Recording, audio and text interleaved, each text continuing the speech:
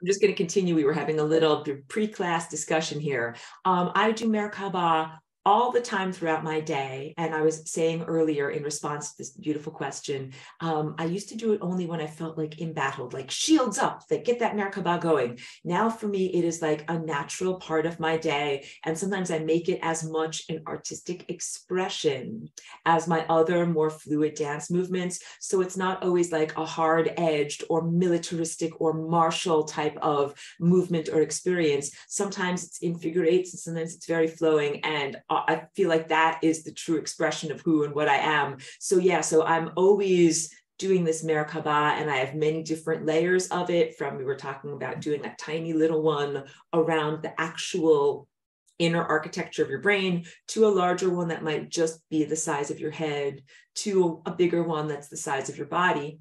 You can do one that's the size of the whole planet. That's a big one, and big in terms of profundity as well as mechanical size or massive size. And that's beautiful to do that. It's not, you're not going too far at all, or you're not being presumptuous at all. You're being like a beautiful inhabitant and partner of the planet, because it would be analogous to what if the little cells of my body were like, we love Aurora so much and we want to protect her. We're going to project and imagine and participate in a giant protective energy field that protects our whole Aurora body instead of just a little tiny Merkaba around me as a cell. So totally righteous and appropriate and good and positive to do that.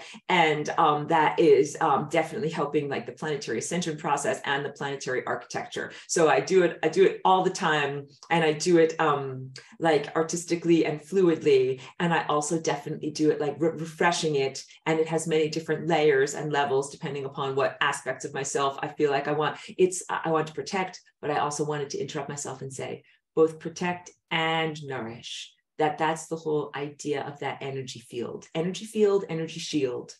It definitely blocks out things that we don't want, which is, again, like that can be a major motivational factor, like get out, the stuff I don't want, but also get in, the things that I do want. So really, really important to be able to have the balance of both of those two things. So balance of inward signal that is healthy and loving, and outward signal that is healthy and loving also, and selectivity in both of those things. So, and that's an ongoing theme in everything that I teach and share here. Balance between signals, and that can be signals coming in versus signals coming out, or it can be signals, let's say, coming from higher dimensional, less dense realms of pure vision, pure potential, non-verbalized experience coming into you, and then also the distillation of what it is to be a human in verbalized form coming up and out of you and going back to the higher levels of consciousness that don't use words and language. And that's a balance between these two things. So that's a good segue into hello, everybody, and welcome. What am I going to be talking about today? This is level 1, lesson 5, mastering the mind. And I'm super excited. I'm getting going. I have tons of notes, and I sent out notes for everyone who's a lovely class participant. You're so welcome, Rose, and thank you for bringing your beautiful questions and wonderings to class. I truly appreciate it when people ask questions, and you can, everybody who's watching this, like, of course, patrons or people that are on there can ask me in their comments there, can ask me in YouTube comments. You can also email me, and I'm pretty responsive by emails. I try to be, if I keep up with everything and don't get swamped, because it's a big part of learning, and it's a big part of how I have been able to find, you see my back go up. I've been able to fine tune my presentations over many years. So when I first started talking about these things, I didn't quite know, how do I put this into language that is accessible? How do I know that the things that I'm sending out, like a message in a bottle, sending it out there, like, did somebody find this? Did they get it? Do they know? Does anybody know? Like, I'm squinting. Does anybody know what I'm talking about? So yeah, the questions definitely have helped me to be able to assess, like, is someone else hearing what I'm saying? How are they receiving it? And then what are the empty spots that I need to fill in with greater levels of communication? And that's absolutely like my job joy. That is my job joy. Other things, like I do all sorts of things to sustain myself in life. This is my cosmic job, and it's why I'm here. So yeah, I'm here in order to take this information that is in the form of pure light, which is so profound and so nourishing, and yet doesn't speak directly to the intellect, and to translate it into different things that can be perceived in the intellect. So the paintings, the music, and then teaching and being able to verbalize something like this, that things that are definitely difficult to put into verbalized thought and then having a conversation about it, that's all like this is whatever, big spiritual backbends to be able to do this. And so recognition to all of you also. This is my electrolyte water here. It's why it looks so funny. Wonderful vitamin D and like calcium and magnesium all mixed up in there. Yes, acknowledgement to each participant here, everybody who's watching this, and attenuating to these ideas. You could say spiritual weightlifting, but I also think like sometimes I call it yoga of the perception or spiritual backbends. It takes a lot for your mind and your consciousness to be able to achieve flexibility and go into new directions and accommodate new things and to kind of break out of old thought patterns. So huge acknowledgement and recognition and appreciation for those who come here in order to do that. Aurora's like mental yoga class here. So lesson 5, mastering the mind. I want to also say that I recorded this lesson 10 years ago. And when I go back over it, I'm like, okay, that everything that I recorded is valid and good for another time. That we are really in a time now where all of the tips of the trade, guidance, and teaching that I gave and sharing that I gave about my personal experience, that was like different weather conditions or different socio-political psychic conditions that were going on then. So we're talking now about who's in your mind, what thoughts are in your mind. Joanne says, I've been following your teachings for years, but I'm just now understanding some things.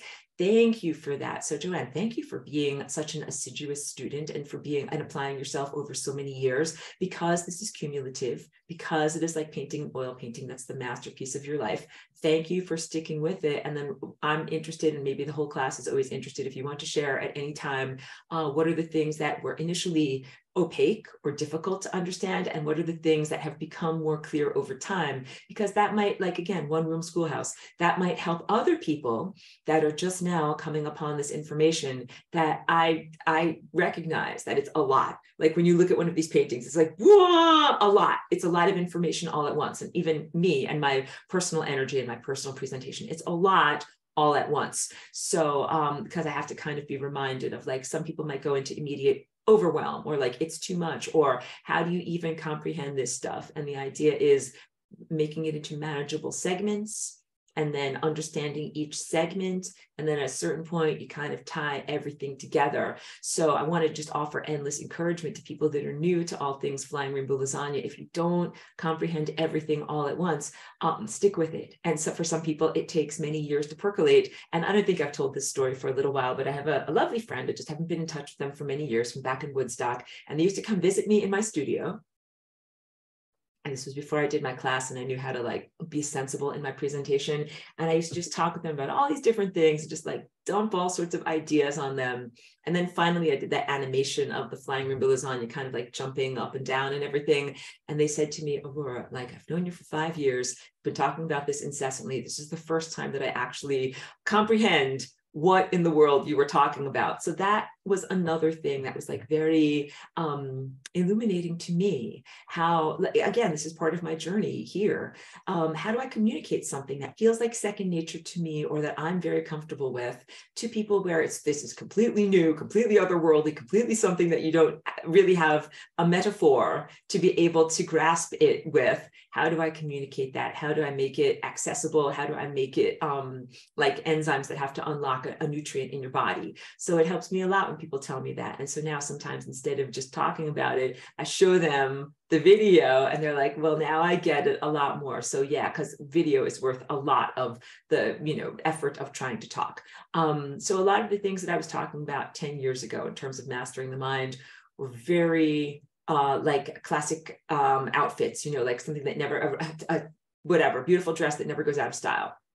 But we have different mind conditions that are going on right now. So I have to acknowledge that, because I don't want anyone to be frustrated. If you're like, well, I watched Aurora's video all about mastering the mind, and it says like, I just have to say, no, thank you. Like, these thoughts are offered to me on the platter, on the banquet of reality. And all I have to do is be like, no, thank you. I prefer to sit in silence, or instead, to think these more positive, loving, uplifting thoughts, because I've been here during this time that this planet is under a planetary invasion and a mind invasion. And it's not the first time that your minds have been invaded. So this is also talking about or alluding to, this is like foreshadowing for lesson 18, even though everyone now is so spiritually mature and is so ready to be able to talk about this that I don't have to couch my language or be concerned about heads exploding. Like everybody is so ready for this. So the planet was invaded, or the human genome changed in ancient amount of time, but a concurrent amount of time ago, and you've been genetically modified many, many times so that your mind is not your own. Let me actually go through my notes for a moment, because I want to scroll to something that I want to read to you verbatim. That is from the work of Carlos Castaneda. Hold on a second. So this is not a total endorsement of all things Castaneda. I think that he is was a fascinating writer of fiction and allegory, which was taken literally as anthropological reportage, and that he only confessed to that later in life, shortly before his passage. So yellow caution flags on taking things literally, but the books themselves, I think, contain so much interesting wisdom and guidance that they are basically taken through the cultural filter of like South American, Mesoamerican shaman or teacher who taught this person. But I think that it was an amalgamation character, that he had these experiences, this physical Western writer had these experiences, but that the people that he purported to have the experiences with, they are fictionalized characters, and that some of the experiences are also likely fictionalized.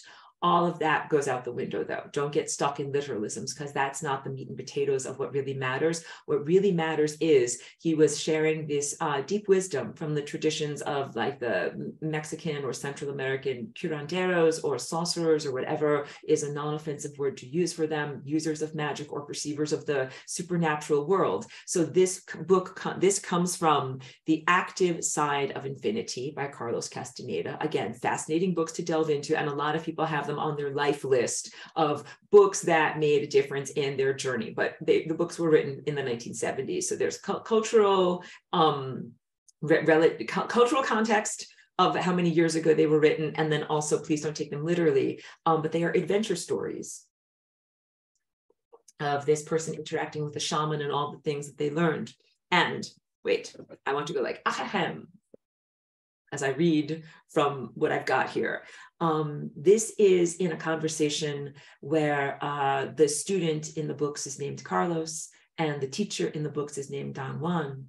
They're having a conversation, and it's just like in my class, even though I didn't intentionally allude to this, but the sense of preparing the listener for something that can be a difficult conversation to have. So in my class in previous semesters, I've always been like, let's save that, like when you're with kids, when you're like, save the, the whatever, reproductive information when they ask about where babies come from. Let's save that until later. Let's talk about that in a couple of years. I would always be like, let's save that question for lesson 18. Oh, wait, before I get into this, Joanne is saying this in response to what I was saying about what she's understood more. It just took a little bit of time for her to type out. So thank you for your response. She says, I didn't quite understand the flying rainbow lasagna as I thought I did. I realized it's our self-created spaceship, awesome, using and changing our chakras. Absolutely. I have learned that healing myself to heal the world is the real. I'm learning about timelines, portals, past lives, and different dimensions as well. I've too much learning to even type here. I'm in much appreciation. Oh, thank you so much for taking the time to write all of that out. I know it can be challenging on a phone sometime, and I'm so thankful for your sharing. And some of the things that I stand up and cheer when you say this is that you realize that the flying rainbow lasagna is our self-created spaceship. That's one of the biggest emphases that I do in my personhood and in my job joy here as Aurora, trying to get everyone to be able to focus on the acceptance of there are otherworldly beings, high galactic civilizations, all of whom do not use technology, and so they don't fly in a clank metal spaceship. So you'll never find one of these guys crashed at Roswell or being on the alien autopsy table or anything like that. Like, I'm laughing, but it's grotesque. They're pure light beings on a love tone, waveform beings, profound, loving, advanced, extremely coherent, extremely intelligent.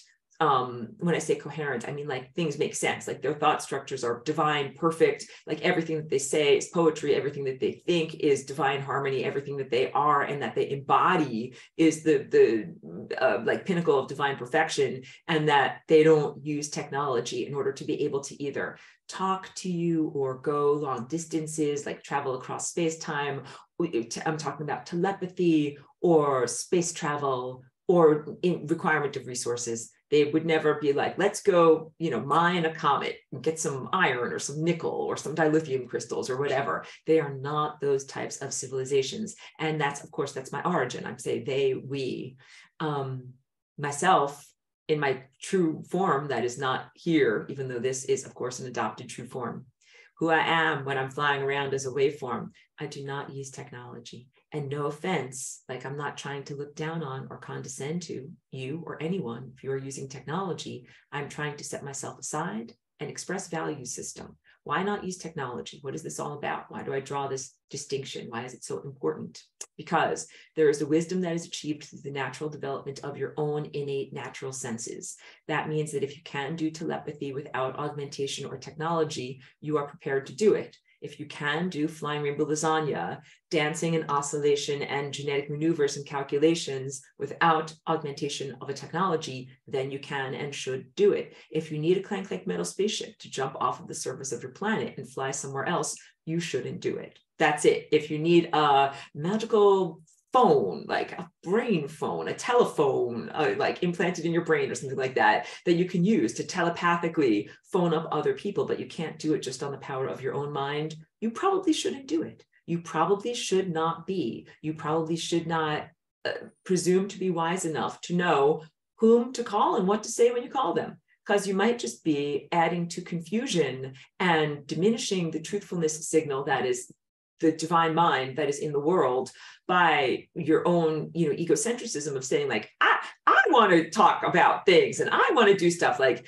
what you really need to do is cultivate your heart, cultivate your higher faculties, do it all naturally, and then be able to have the wisdom through your spiritual aspirations and accomplishments to be able to know who to call, under what circumstances, and what to say, and what is righteous and what is appropriate to do. So there's a huge amount of wisdom. Just like you don't give the car keys to a child, you require different levels of rites of passage and education to show that they are responsible enough to be able to do something like this. Telepathy, mind-to-mind communication, and cross-cultural pollination of ideas and energy and thought, emotional thought structures, all of that is like a responsibility.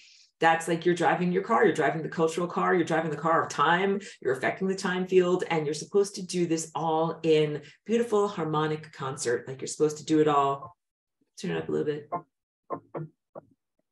like beautiful music. You're supposed to learn some chords before you jump up on the stage and play with the cosmic symphony. So all of this in order to say that the space races that use or require technology are not that advanced in terms of their personal maturation, soul maturity, cultivation of self, cultivation of consciousness, and maybe have some fatal, or let's say extreme vulnerability is a better way of saying it, extreme vulnerabilities in the sense of hubris, which is like pride that can be corrosive or troubling, because pride can be good. Pride can be like, I ran a marathon, I'm proud of that, positive pride. Hubris as being like a downfall pride, where you're like, I'm just going to put on my magic helmet and then my mind can be louder than it's supposed to be. And then I can be the loudest player in the band. You got it? So all of these things, where you should be in terms of time space, on what timeline you should be, who you should be talking with, what level of comprehension you should have access to, what ideas you should have access to.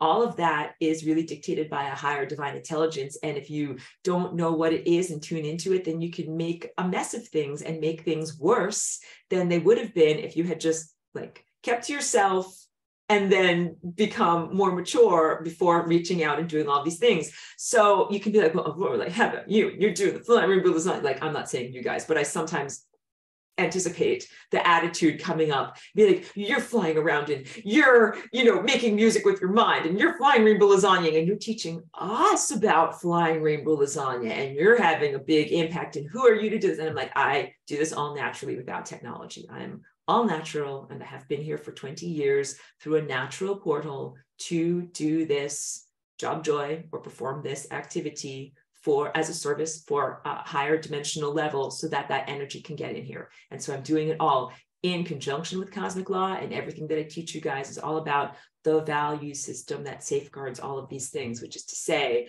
you do your own self-cultivation, get to these levels of compassion, inner self-knowledge and wisdom and acceptance. And then when you get this is your inner guidance system.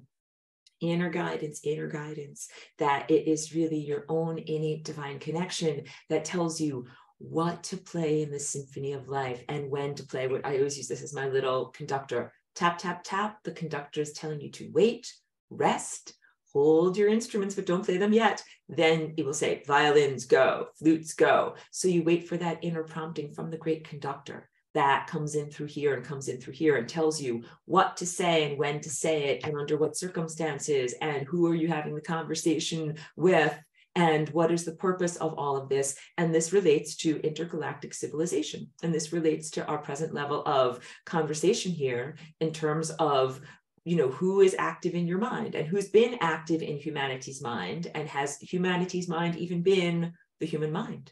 Because the information that I'm sharing with you today can be incendiary to those who are, you know, just coming upon it. But the sense of the verbalized talking mind and a lot of the intellectual questing mind not really being the real you, that it is an implant that comes from an otherworldly or interdimensional or semi-dimensional. It's like not even fully in a world, but kind of like hovering on the edges of a world, influencer that actually has influenced the entire species of humanity, minds not having their own natural behavior. So just to wrap up me, my value system is all about freedom, and everything that my presence here is to do is to just hold the space for, as they like to say, or you could imagine me making a giant bubble, all right, so that you can think, so that you can feel, so that you can make your own choices in freedom. Not for me to come in and say, I'm going to force you to fly Rainbow Lasagna, whether you like it or not. That's so not me. It is to say, I create this energy force field within which you can be offered the choice of flying Rainbow Lasagna and choose to do it or learn about it if you want to. But it is like joining the advanced band. It is an opportunity, but not an obligation. And so that's really the only cosmic law that works around here. Like you have to have a relationship that begins in consent without coercion. Coercion is like, do this or else. So if you're like, well, our planet's been invaded and I better do this flying Rainbow Lasagna thing, because otherwise like bad stuff is going to happen. It's like, it can't be under coercion. It can't be under that level of distress. It has to be done as a free will choice because it's something that you want to do. And it is moving away from your ancestral or previously established genetic code of your progenitors and embracing something that is a new genetic code and genetic dance movement that actually is a return or a resuscitation of your original dance movement of how you were supposed to be, of being undying, not hitting the membrane of death, not living in decrepitude, not living in disease, being able to maintain your faculties and grow stronger and stronger over the course of many hundreds, if not thousands of years, and then the ascension process as opposed to the death process. All of those things are part of your original code and part of the brochure that you read in coming into being. That's what it's supposed to be like, yes, and that you maintain your connection to the divine, to the great composer, the whole entire time that you're here, and not swimming around like in a sea of whatever, lost amnesia, a fog of amnesia. Yes, let me make sure that I got, she says, Joanne says, I've learned that we really do manifest our realities. That's beautiful. She says, thank you. I just like typing. Totally understand it. I know if you're on your phone, that can be so hard to do the little thing. We manifest our realities. And this also speaks to responsible galactic and cosmic citizenship, recognizing that your mind and amplifying your mind means you're also amplifying your reality creation mechanism. So you use your spaceship to fly through space, to fly through time and space. You use your mind to create events in reality. All of this requires expertise and heart and maturity and responsibility, because you might make mistakes. That is acceptable. Innocent mistakes are acceptable. And then you learn about them and you're like, oh, that was a mistake. I need to now fix things and do things better. And that's called the learning process. And that's totally, like I said, appropriate. Very, very different than someone who is like, I'm doing things wrong on purpose. So that's like, whatever, a madman, a psychopath. That is not acceptable in any way.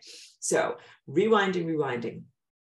the information that I shared in terms of mastering the mind, appropriate from what I recorded 10 years ago, everything's been dialed up in intensity. And again, this is part of like why I'm here, as a force field and protective force field here in this world right now, because there's been so much deployed in terms of technology that has and had the intention of disturbing the divine connection, even more so than it has been through human history, and implanting thoughts against your willpower. And that, like I said, my value system is all about non-coercion and free will choice. There are these other technology users that are, let's say, doing their math homework wrong on purpose. They're like, yeah, we know we're doing stuff wrong and we're doing it anyway. And I have to speak to that because I don't want any of you to blame yourselves by looking at my recorded lessons and being like, well, all I need to do is just say no thank you to these mind invasions. And then you would think that you were personally inadequate if like, why am I still being invaded in my mind? Like, why am I still having these problems? Like, why is it still like this? Or worse said, you just say no thank you. And the answer is because something has been intensified here in terms of challenges that spiritual aspirants from other times and places didn't have to face the same levels of difficulties that you guys have to face. So you have to be really, I will say the word spiritual badass, forgive me, it's slightly strong language, but you really have to be a warrior of the spiritual world, very much in your own individuality, with very strong boundaries, prepared to act, I keep saying strong, and be extremely empowered in the enforcement of your personal boundaries and who you are and who you're not. Because there are things that are, when I say invaders, like it's the antithesis of consent, is the epitome of coercion and corruption, that these are technology using races that are like, yes, we know we are amplifying our minds. We know that we are unwise. We know that we shouldn't be reaching out and doing what we're doing. And like this to me is like, oh my goodness, you can tell I'm really innocent. And I'm like, don't they know that what they're doing is wrong? Like, yes, they know what they're doing is wrong. And yet they do it anyway. And that's part of their learning process. So at the level of unity consciousness, viewpoint from all the way up here, you're like, yes, they're learning their lessons, but not that acceptable, not that much fun if they're learning their lessons by invading your planet or invading your own body or invading your own mind. So absolutely essential to take what I recorded 10 years ago, put it under your belt, but then also realize that it's necessary to also have other appropriate responses or augmented understandings and activities to be able to navigate this time place well, because there are a lot of things that have been forcefully done to the human mind that even like the original twistings of the human mind or implantations are small, I think, in comparison to this. And there are parallels to what would be considered ancient or concurrent Atlantis, where technology was deployed in that time, place, culture that was meant to completely take over any free will on the planet here. And all of us live or lived at that time too, and it is a concurrent reality. Where they built installations and artificial augmentation broadcasting equipment that prevented human beings from either thinking their own thoughts or even knowing that they were enslaved. Like, you know that you are profoundly enslaved when you cannot even think the thought, I am enslaved, or maybe I'm enslaved, or am I enslaved or am I free? That is how profoundly our planet was enslaved at that time. And that is literally what caused the cataclysm. That is a primary trauma that many people here now are recovering from. And when I smile, I am not smiling or laughing in any way. I'm totally smiling in compassion and like giving love at you. Yeah, it's a lot to recover from, but does not mean that it's going to endlessly happen over and over again. So this layer of reality gets to be the corrective experience, where they attempt to deploy a worldwide network of mind control grid. And what instead happens is you are able to maintain your own divine connection, stay true to yourself, and not have the planet wildly destabilized. Because here's a big one. Takeaway from class for today that is relevant to whatever recorded 10 years ago. When you meditate and you get all of your chakras, just grab a chakra here. Get all of your chakras humming along in beautiful, perfect inner silence. You positively affect the world around you. And similarly, if you're wildly destabilized, then you affect the world around you. So what happened with the original influence or invasion of human thought in the time that is known as ancient, but is actually concurrent Atlantis, was a huge destabilization of human thought and loss of free will to think your own thoughts. This time, place, or layer of reality represents a similar analogous challenge and experience, but can have a massively better and improved outcome, especially due to all of you and beautiful collective efforts as individual and collective efforts to stabilize the planet. And when you do meditation and mindfulness and self-watching throughout the day, and when you, let's say, fight or confront the invader mind effectively, you help to stabilize the entire planet and you help to prevent catastrophe. So the invader mind might, okay, let's blah. First, let me read from Carlos Castaneda. What a very long, pause. I made you pause for a long time waiting for this. Ahem, from the active side of infinity. This is Don Juan speaking. He says, we have a predator that came from the depths of the cosmos and took over the rule of our lives. Human beings are its prisoners. The predator is our Lord and master. Lord is lowercase, don't worry. It has rendered us docile, helpless. If we want to protest, it suppresses our protest. If we want to act independently, it demands that we don't do so. I've been beating around the bush all this time, insinuating to you that something is holding us prisoner. Indeed, we are held prisoner. This was an energetic fact for the sorcerers of ancient Mexico. They took us over because we are food for them, and they squeeze us mercilessly because we are their sustenance. Just as we rear chickens in chicken coops, the predators rear us in human coops, humaneras. Therefore, their food is always available to them. Carlos says, no, like it's too much. He says, this is absurd, Don Juan. What you're saying is something monstrous. It simply can't be true for sorcerers or for average man or for anyone. Why not? Don Juan asked calmly. Why not? Because it infuriates you? You haven't heard all the claims yet. I want to appeal to your analytical mind. Think for a moment and tell me how you would explain the contradictions between the intelligence of man, you can put in humanity, the engineer, and stupidity of his systems of beliefs, or the stupidity of his contradictory behavior. Sorcerers believe that the predators have given us our systems of belief, our ideas of good and evil, our social mores. They are the ones who set up our hopes and expectations and dreams of success or failure. They have given us covetousness, greed, and cowardice. It is the predators who make us complacent, routinary, and egomaniacal. That's so good. But how can they do this, Don Juan? Carlos asked, somehow angered further by what Don Juan was saying. Do they whisper all that in our ears while we are asleep? No, they don't do it that way. That's idiotic, Don Juan said, smiling. They are infinitely more efficient and organized than that. In order to keep us obedient and meek and weak, the predators engaged themselves in a stupendous maneuver. Stupendous, of course, from the point of view of a fighting strategist. A horrendous maneuver from the point of view of those who are suffering. They gave us their mind. Do you hear me? The predators give us their mind, which becomes our mind. The predator's mind is baroque, contradictory, morose, filled with fear of being discovered any minute now.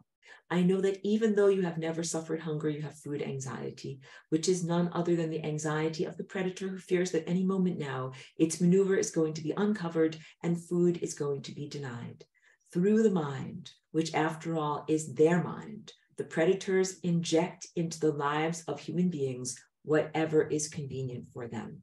And they ensure in this manner a degree of security to act as a buffer against their fear. The sorcerers of ancient Mexico were quite ill at ease with the idea of when the predator made its appearance on Earth.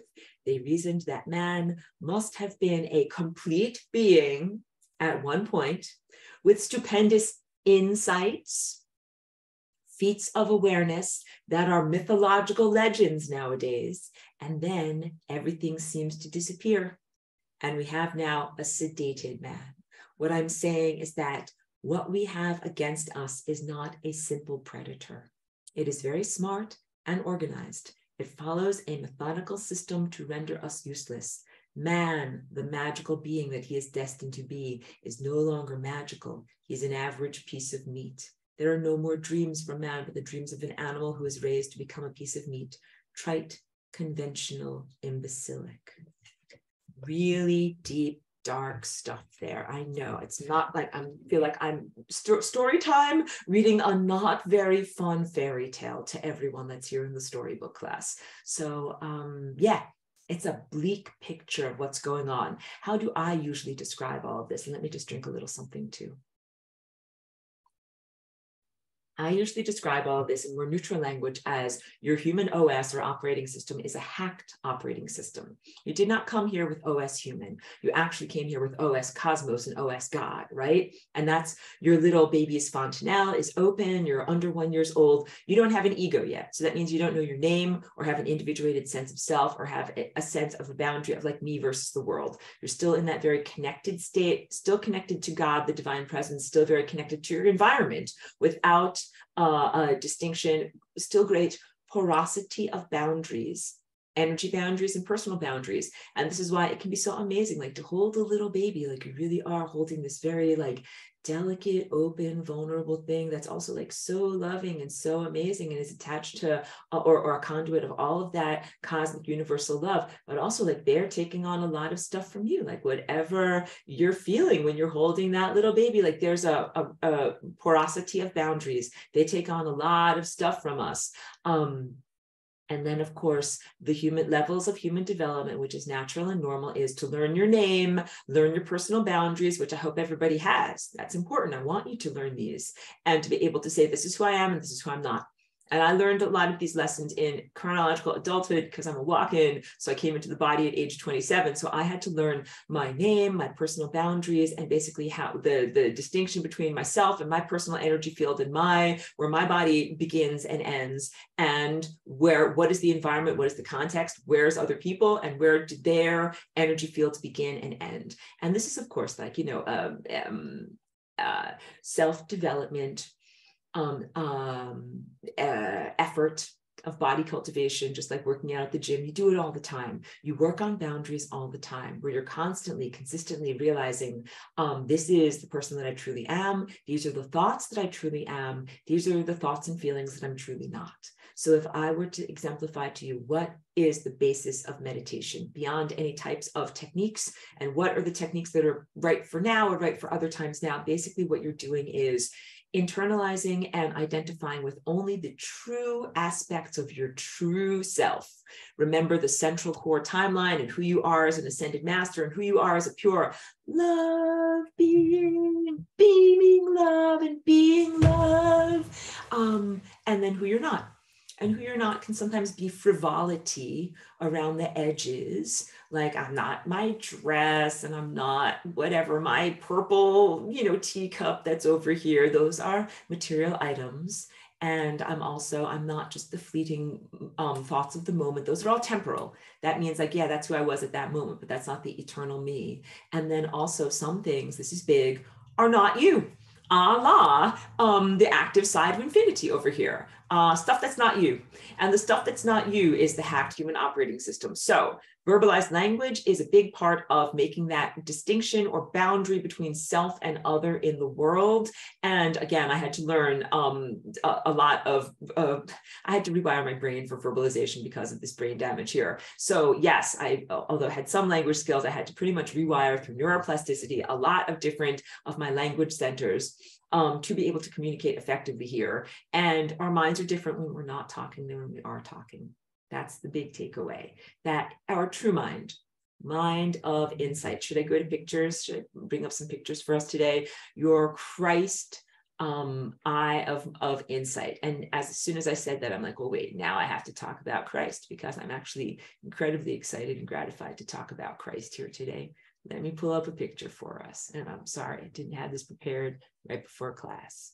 I'll bring up this one because this is from the recorded lesson. The spinning beach ball is spinning. Hold on a second. Oh, you know what else came up? Something cool that I'll share with you. It's a little preview of my next album cover. But I didn't know if that's too off topic, but I get excited about sharing that too. Share screen. let's be serious. First, I'll talk about your Christ chakra. I'll share the other thing later. Okay, so right here where my cursor is wiggling at the center of this sketch, and I use this sketch all the time throughout all of my teachings, because even though it's like literally, oh, let me also change my thumbnail over here. It's from a little sketchbook, so it's like maybe 3 inches tall, like it's not a very large detailed drawing, but I use it all the time because when I did it, I really was sharing some profound information. You have this giant force field that emanates as part of your heart coherence, which is right here in the center of the chest. And then it creates this type of vortex within which sits and rotates your higher dimensional energetic anatomy. So when I talk about Christ and your Christ chakra and your eye of time and your eye of pure insight, this is a non-denominational, inclusive level of your anatomy, an aperture for pure light that is accessible to every one of us that is here. And that is to people of every single culture, every single assignation or gender or sense of self.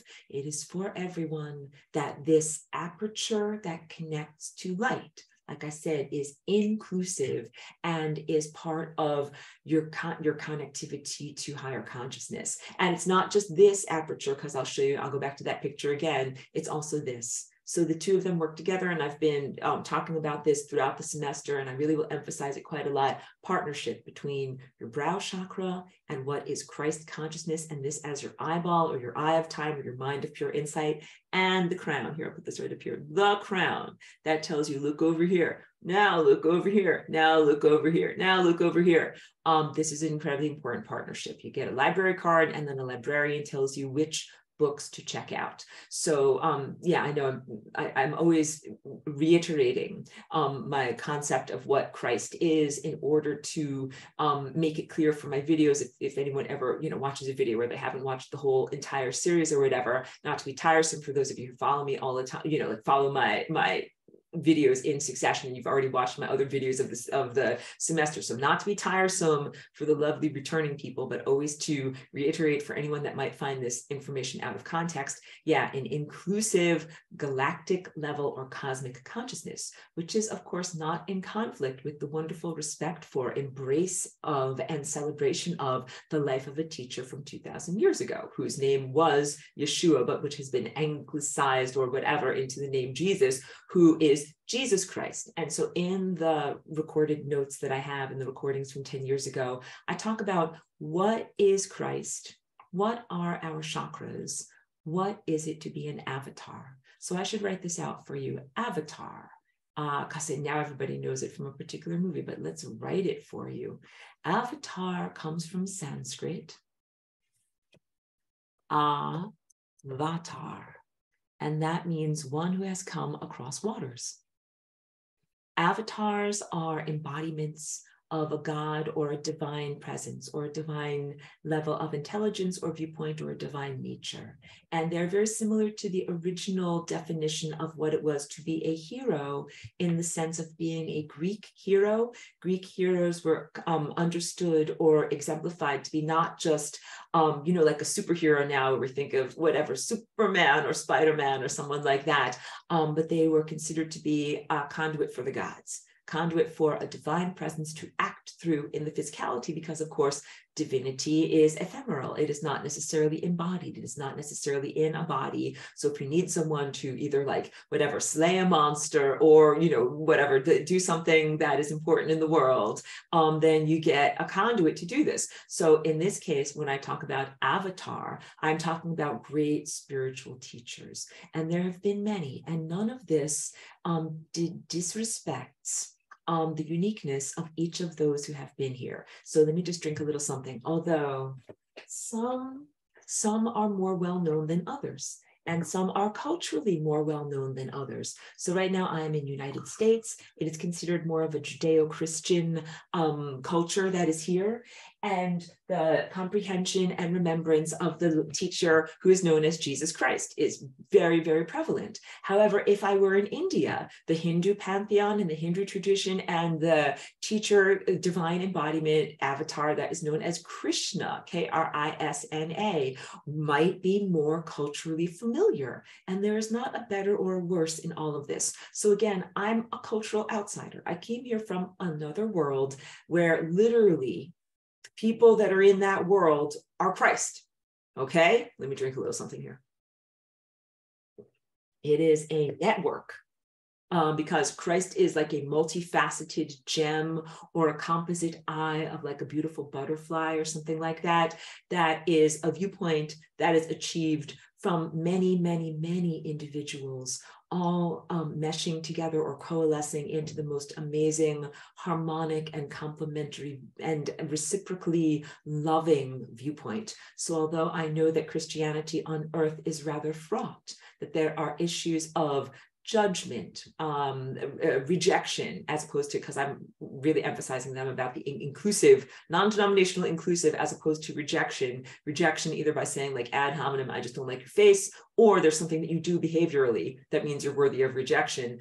That is not what this level of Christ is about, but the Christ that I'm familiar with at that level of awareness, it's a level of awareness that is for everyone, that you're invited to tune in on.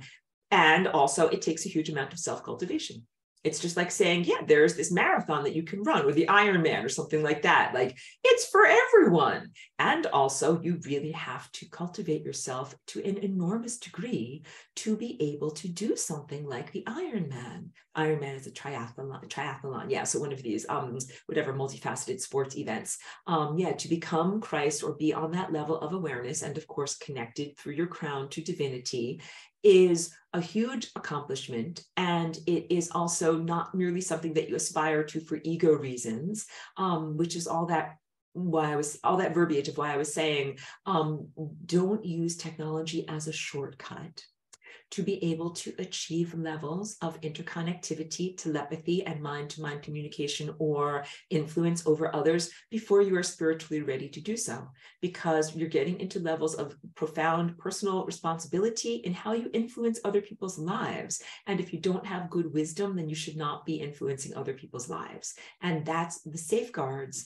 Those are, rather, in better grammar, those are the safeguards that are placed into the structure of consciousness in this world. That basically, if you need to augment your mind with artificial telepathy to be able to talk to someone else in a far distant time, place, you should keep to yourself. You're actually not ready yet. You don't know what to say, and you won't necessarily be adding to the music of the cosmos. And that's just, appropriate, whatever, like humbleness, but humble has all these horrible connotations, but appropriate recognition of your level of spiritual fitness. Like you can run like 1 mile. You can't necessarily run 26 miles. You're not ready for the Ironman triathlon yet. That's fine. What you do is you keep cultivating yourself, keep running. And then one day soon you will be ready for it.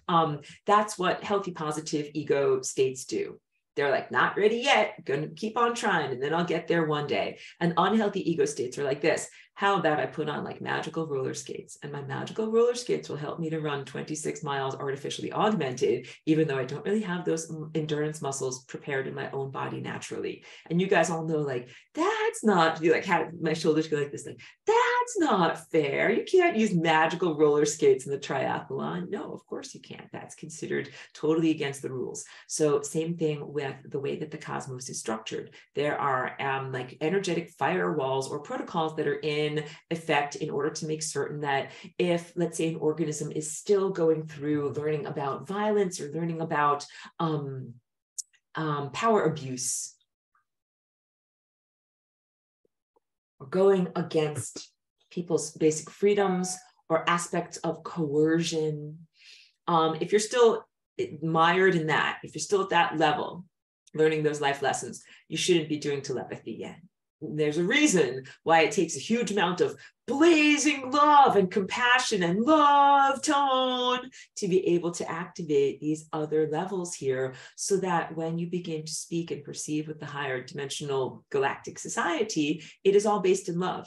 So that's the big thing here, like mind-to-mind communication and telepathy, as I was speaking about in last week's class. It's all about love-based communication, and none of it is about augmented or being made possible by technology. And again, like there are some of these space races, and they know that they are going against the protocols of the design of the cosmos. And again, because they are, rather flawed, they're like, oh yeah, we don't care. We're doing it anyway. Those are the ones who are described in Carlos Castaneda's writings as the predator. And you can think about them as a predator, like what's an example in Earth's ecosystems of what a predator is. Like, a lion. A lion is a hunter and they are predatory. And what they do is they see if there's any gazelles out there and then they stalk after them and they eat them, right? But what lions don't do is take a bunch of gazelles and hold them in a cage. And then the lions can sit around, they can get like super fat because they can eat 12 gazelles a day and they've got them in a pen and they can't run away. That would be considered like, quote unquote, a lazy predator or not even a predator, right? That is the type of mind implant that humanity has. So this is like a big disclosure that I'm doing, but for many of you, it is already familiar. The human operating system is the implantation of a predator that has become a farmer, that has become, I would say, rather lackadaisical. They're like, we're watching you. I know.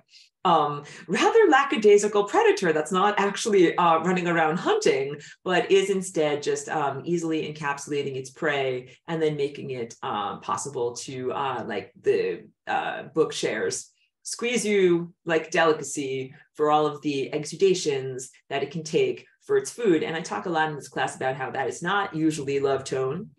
Oh, my piano's not on. Love tone. It's not, they are not squeezing you for love. Coherent light beings and masters who have ascended are what eat your love. These are things that eat things like fear and anxiety. And that is why they would implant a verbalized mind and a conscious mind that is based in fear and anxiety. So in inner self-cultivation, which might be better than me calling this the story of meditation, self-cultivation might be a better umbrella term for me to be able to talk about this. As you are cultivating yourself and you are determining self versus not self, the stuff that is built on a foundation on a basis of fear and anxiety, that's not self. And the quote, I quote, and I read this whole thing because it's so apt and so spot on. It describes the implantation of a fearful mind. So our true mind is not afraid. It's because, first of all, I always grab my little crystal over here. When you have your true mind and you have your true Christ chakra activated and your eye of time is active, you can see the future in front of you. You're not like, what's going to happen? What's going to happen? I'm so afraid. I'm so afraid. I'm biting my nails. You know what's going to happen. And that is how you can navigate the world effectively without fear. Because you're like, well, if I make this choice, that's the road in front of me. And then if I make this choice, that's the road in front of me. And it can also give you a great deal of self-assurance because you can say, like, something, I know that I'm going to need 10 units of whatever essential resource by tomorrow. And if I go down this road, I will find it there. Or if I go down this road, I will make it there. If I go down this road, I won't have those 10 units. Don't go down that road, right? And this is, you can apply this to everybody's concept of money because the predators invented money and implanted it in human mind and they implanted everything here. They implanted government, religion, including shame. This is one of my criticisms of the conventional dogma or teachings of Earth's surface church in terms as it relates to the life and the memory of Jesus Christ, the sense of shame, which is, I think, first of all, just an overt and invalid behavioral control mechanism. And second of all, has nothing at all to do with anything at the galactic society that is the level of Christ. That has nothing at all to do with shame. They do not shame you up there, and shame has nothing to do with your learning process. It is actually antithetical to learning. And that is a big part of what is, like, I would say, religious trauma or abuse of people that have experienced that in organizations and sometimes in familial dynamics here, where they're kind of like, you're bad, you're wrong, you're inherently unworthy, and now like try to be a better person, all right? And all of that, just like the whole entire substrate of that is like building a house on a shaky foundation, because the foundation is you are perfect, you are loved, you are created by God with a mission, with a purpose, and that you are here like to be part of that, to be a part of God, to be exploring and sharing your purpose here in the world, as opposed to like you're flawed, you're inadequate, you're a sinner, there's something wrong with you, and now like just, you know, try to do the best you can, right? Like naughty, naughty you. That all of that stuff is like a religious distortion. And again, like I'm not trying to be critical of anybody's deeply held beliefs, of anybody's holy books, or of the organizations that you're a part of, because churches can do some wonderful things in terms of community action, volunteerism, going to places to help people that aren't necessarily in your backyard, and humanism, like caring for other people, trying to do things, trying to do right and live a righteous life. So all of that I am applauding, but the aspect of telling people that in order to do those good things, you have to be ashamed of yourself, and then you have to somehow be like working it off and trying to do better. Like, I don't agree with that. And everything about who I am as a teacher and what galactic civilization is like at that higher level is loving and celebratory, where it's like, oh, I think you're great, and I think that you're adequate, and I think that you're doing exactly what you're supposed to be doing. And that praise also helps you to grow. It's just like parenting. Like if you're constantly telling someone like, bad, you're wrong, you did a horrible job, blah, you didn't hit that baseball far enough. And like, it makes kids' shoulders go down, and they start to internalize like, I'm this small, I'm nothing. And then, you know, of course, like they try to compensate and become like, let it be something instead of nothing. But to me, I'm much more like saying like, let's practice and you can hit the baseball better. Let's go. I believe in you. You can hit the baseball further. You can do a better job. Clearly I'm a very different type of parent than this type of harsh, shameful parenting. So how would I describe all of this? I would describe the flyer's mind, which is the predator from Don Juan, as having been an implant or covering over your true mind, which is your mind of insight. Your mind of insight does not include verbalization. This is why meditation is such an excellent tool or technique in being a peaceful warrior towards spiritual freedom, turning off your talking mind, getting back to your Christ mind. And your Christ mind is your galactic mind, and your Christ mind is your natural mind, and your Christ mind is your mind of connecting to, when I say natural, nature. Clouds, water vapor, trees, butterflies, the sun and light itself. I have conversations with the sun all the time. They are not verbalized conversations. They are nonverbal in the true nonverbal states of my comprehension and thought cognitive processing power. And I know that each one of you has these capacitations too. And that's what I draw when I draw the higher faculties. It's just that in order to get them going, you have to have enough coherent love juice or gas in your car to get them going. And then also you need to be able to self-cultivate to the point of turning off or pressing pause on your talking mind for a little bit. And so the flyers or the predators not only implanted their mind and their emotional state and their value system and their own insecurities and shame, sorry, it has to be said, and also they didn't give you an off button on purpose.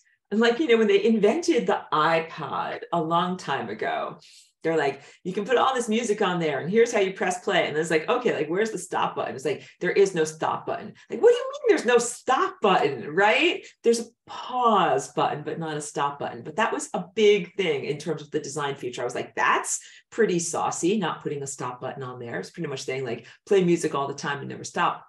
That's what happened with your mind. So your mind got implanted during the process of human development and language development, usually in early childhood and infancy, and they did not give you an off button. And for many, many people, that means an uncontrolled mind for their whole entire life, because many people are engaged with the world so much that they don't have the chance to be able to do this self-cultivation and go through these levels of building the inner spiritual muscles to be able to then constrain the talking mind, the verbalized mind, and bring it under a sense of willpower and control so that you think when you want to think, and then also consciously choosing the thoughts that you want to think and that you don't want to think. So again, like, I don't identify with shame, and I would encourage you not to identify with those thoughts and those emotional states. What are your true thoughts and what are not your true thoughts? That's really up to the paintbrush, your own artistic and aesthetic choices. I want to say the paintbrush of you. You are painting the self-portrait of yourself, and you get to say, these colors are who I really am. These colors are not who I really am. So in all of this meditation, the beginning stages of meditation are just gaining distance between yourself and your talking mind. Because usually it's like you're like this close to the mirror. You're like, it's talking all the time. have no perspective. So a lot of things that are about meditation are about just gaining a little bit of space between your talking mind and your conscious observership. And that can be all sorts of different things, from mantra to focusing on breath exercises to watching the cloud in the sky, or staring assiduously at something, or active meditation or something like that. That it gives the mind a little something to do. Like, my mind is just going to be doing this over here, and then I'm just going to slowly back away, slowly back away, slowly back away, and then I can just be kind of over here. And when I say I, that's like the real you. It's the real you. It's the real you that is your infantile consciousness that has largely been underneath the constantly talking mind that you learned as an ego interface in adulthood.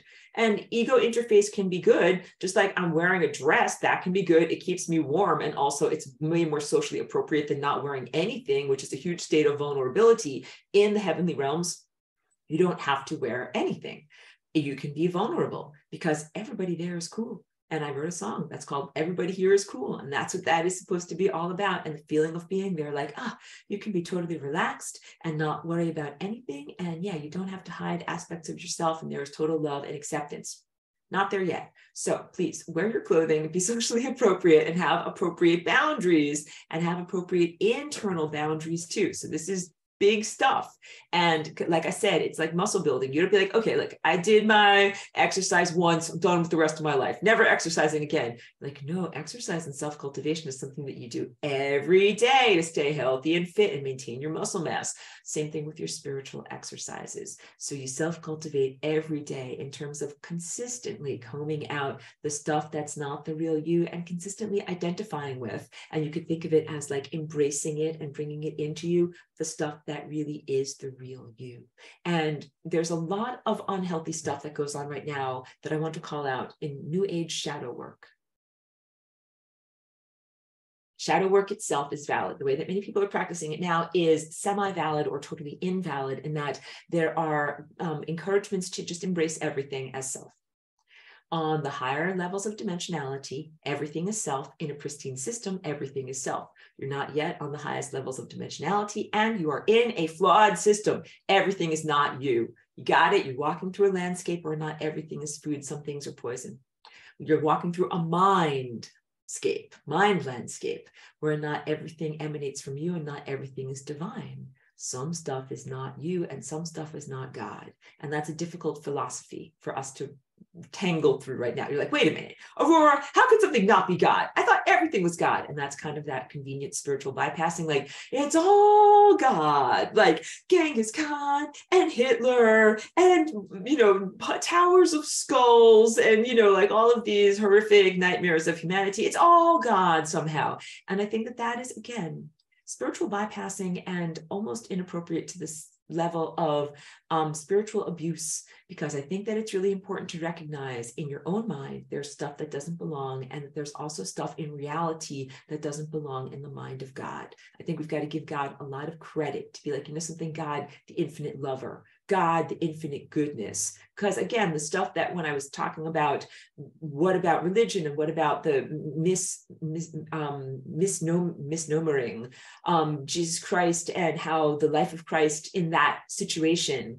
was looked at and has been used as a impetus for shame and reduction of human dignity, as opposed to elevate you to greater levels of spiritual adeptness, which is definitely what I think that his life and the life of many master teachers and avatars, that's what they come here for. That's what we come here for. Yes. For spiritual teachers that come here in order to share pure light information through their cultural filter of the time, and to be able to connect directly with humanity and help them towards their greatness. That's what all of these avatar, the people that came across the water from all the way over there to over here, which is very similar to what it is to be a walk-in, and to be able to share information that wouldn't have been available to you otherwise, for the purposes of human uplift. And I would say that when I talk about these things, sometimes I get a little bit of ego backlash, not from me, but not from the people in this class, but I sense it out there, kind of like what are you saying about yourself, Aurora? Like this, what is this? Is this okay? Is this blasphemous? No, it is not blasphemous at all. And I'm really trying to teach each one of you that each one of you has the potential of Christ within you, that this is what I think the way is, that it is the self-cultivation to the point of recognition of self-connecting to Christ consciousness, that you become a conduit for that pure light and pure intelligence, that it is necessary to do self-cultivation, emotional maturity, release of trauma, and mastering the mind to be able to do all these things, that there are some extremely well-known famous examples of it, but that there are many, many, many numerous multitudes of non-famous examples of it, or non-celebrity examples. Nobody ever wrote a book about them, but they were spiritual aspirants and they made it to these levels. Also, an enormous group of coherent light beings, both that originated from this planet and have lived in other planets and time places, that are also part of that Christed network or grid, or a crystalline, there we go. Sorry, my brain is moving so fast. A crystalline network, or very highly regular arranged thought forms that are connected, sending information back and forth, just the way a neurology sends information back and forth, or the way that musicians in a band play. So, because I know that there's also a lot of religious stuff about the one life of the one teacher and their uniqueness and their specialness. Their uniqueness and specialness is not taken away when you recognize that there are other musicians too. And that's it. That's it. In the world of galactic civilization, there is not this ego competition. And you don't have to be like, there's only one special person and then everybody else is whatever, chopped liver or inconsequential. Everybody is an amazing genius.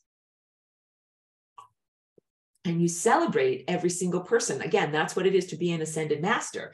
First of all, there's no like, I'm more ascended than you. Well, that guy's 5% more ascended than you. Well, I'm more ascended than any of you. That none of that goes on there.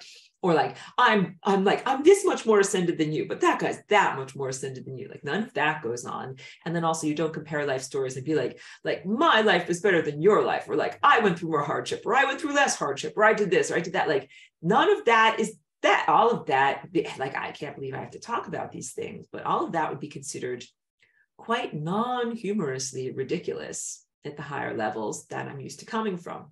I have to speak to it in this time place here, because when I talk about the life of the person who is known as Jesus Christ, and if I say that there are other teachers too, sometimes people will say like, well, that's not fair. You're taking away from the specialness of this particular teacher. And it does not take away from their specialness at all. That particular life is an amazing life, great human being, a great supernatural, magic, miraculous person, profound love, profound compassion, fierce, very joyful, not about the misery and moroseness of the last, tortured moments of his life, and an incredible Christ teacher to align with, definitely.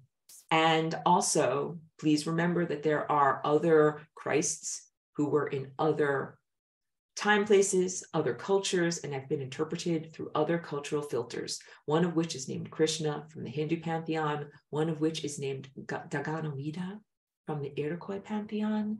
And then, like I said, so those are two that have legends or oratories about them. And so they have been held in human consciousness to the point that I can culturally refer to them. There are so many amazing avatars of consciousness who have activated their Christ consciousness in the body and been spiritual leaders and teachers here in this time. And each one of you that is watching this has that potential inside of yourself right now too. And it's like saying you have the potential to run the triathlon. And you can do it. And what it takes is being very, very focused and very determined, and then doing all of the inner cultivation, spiritual weightlifting, and learning all these lessons to get to the levels of goodness and integrity is big. When I tell you about what life is like at the higher dimensional levels, everybody is integrity. And what is integrity? It is when your words match your heart. There's no such thing as a lie.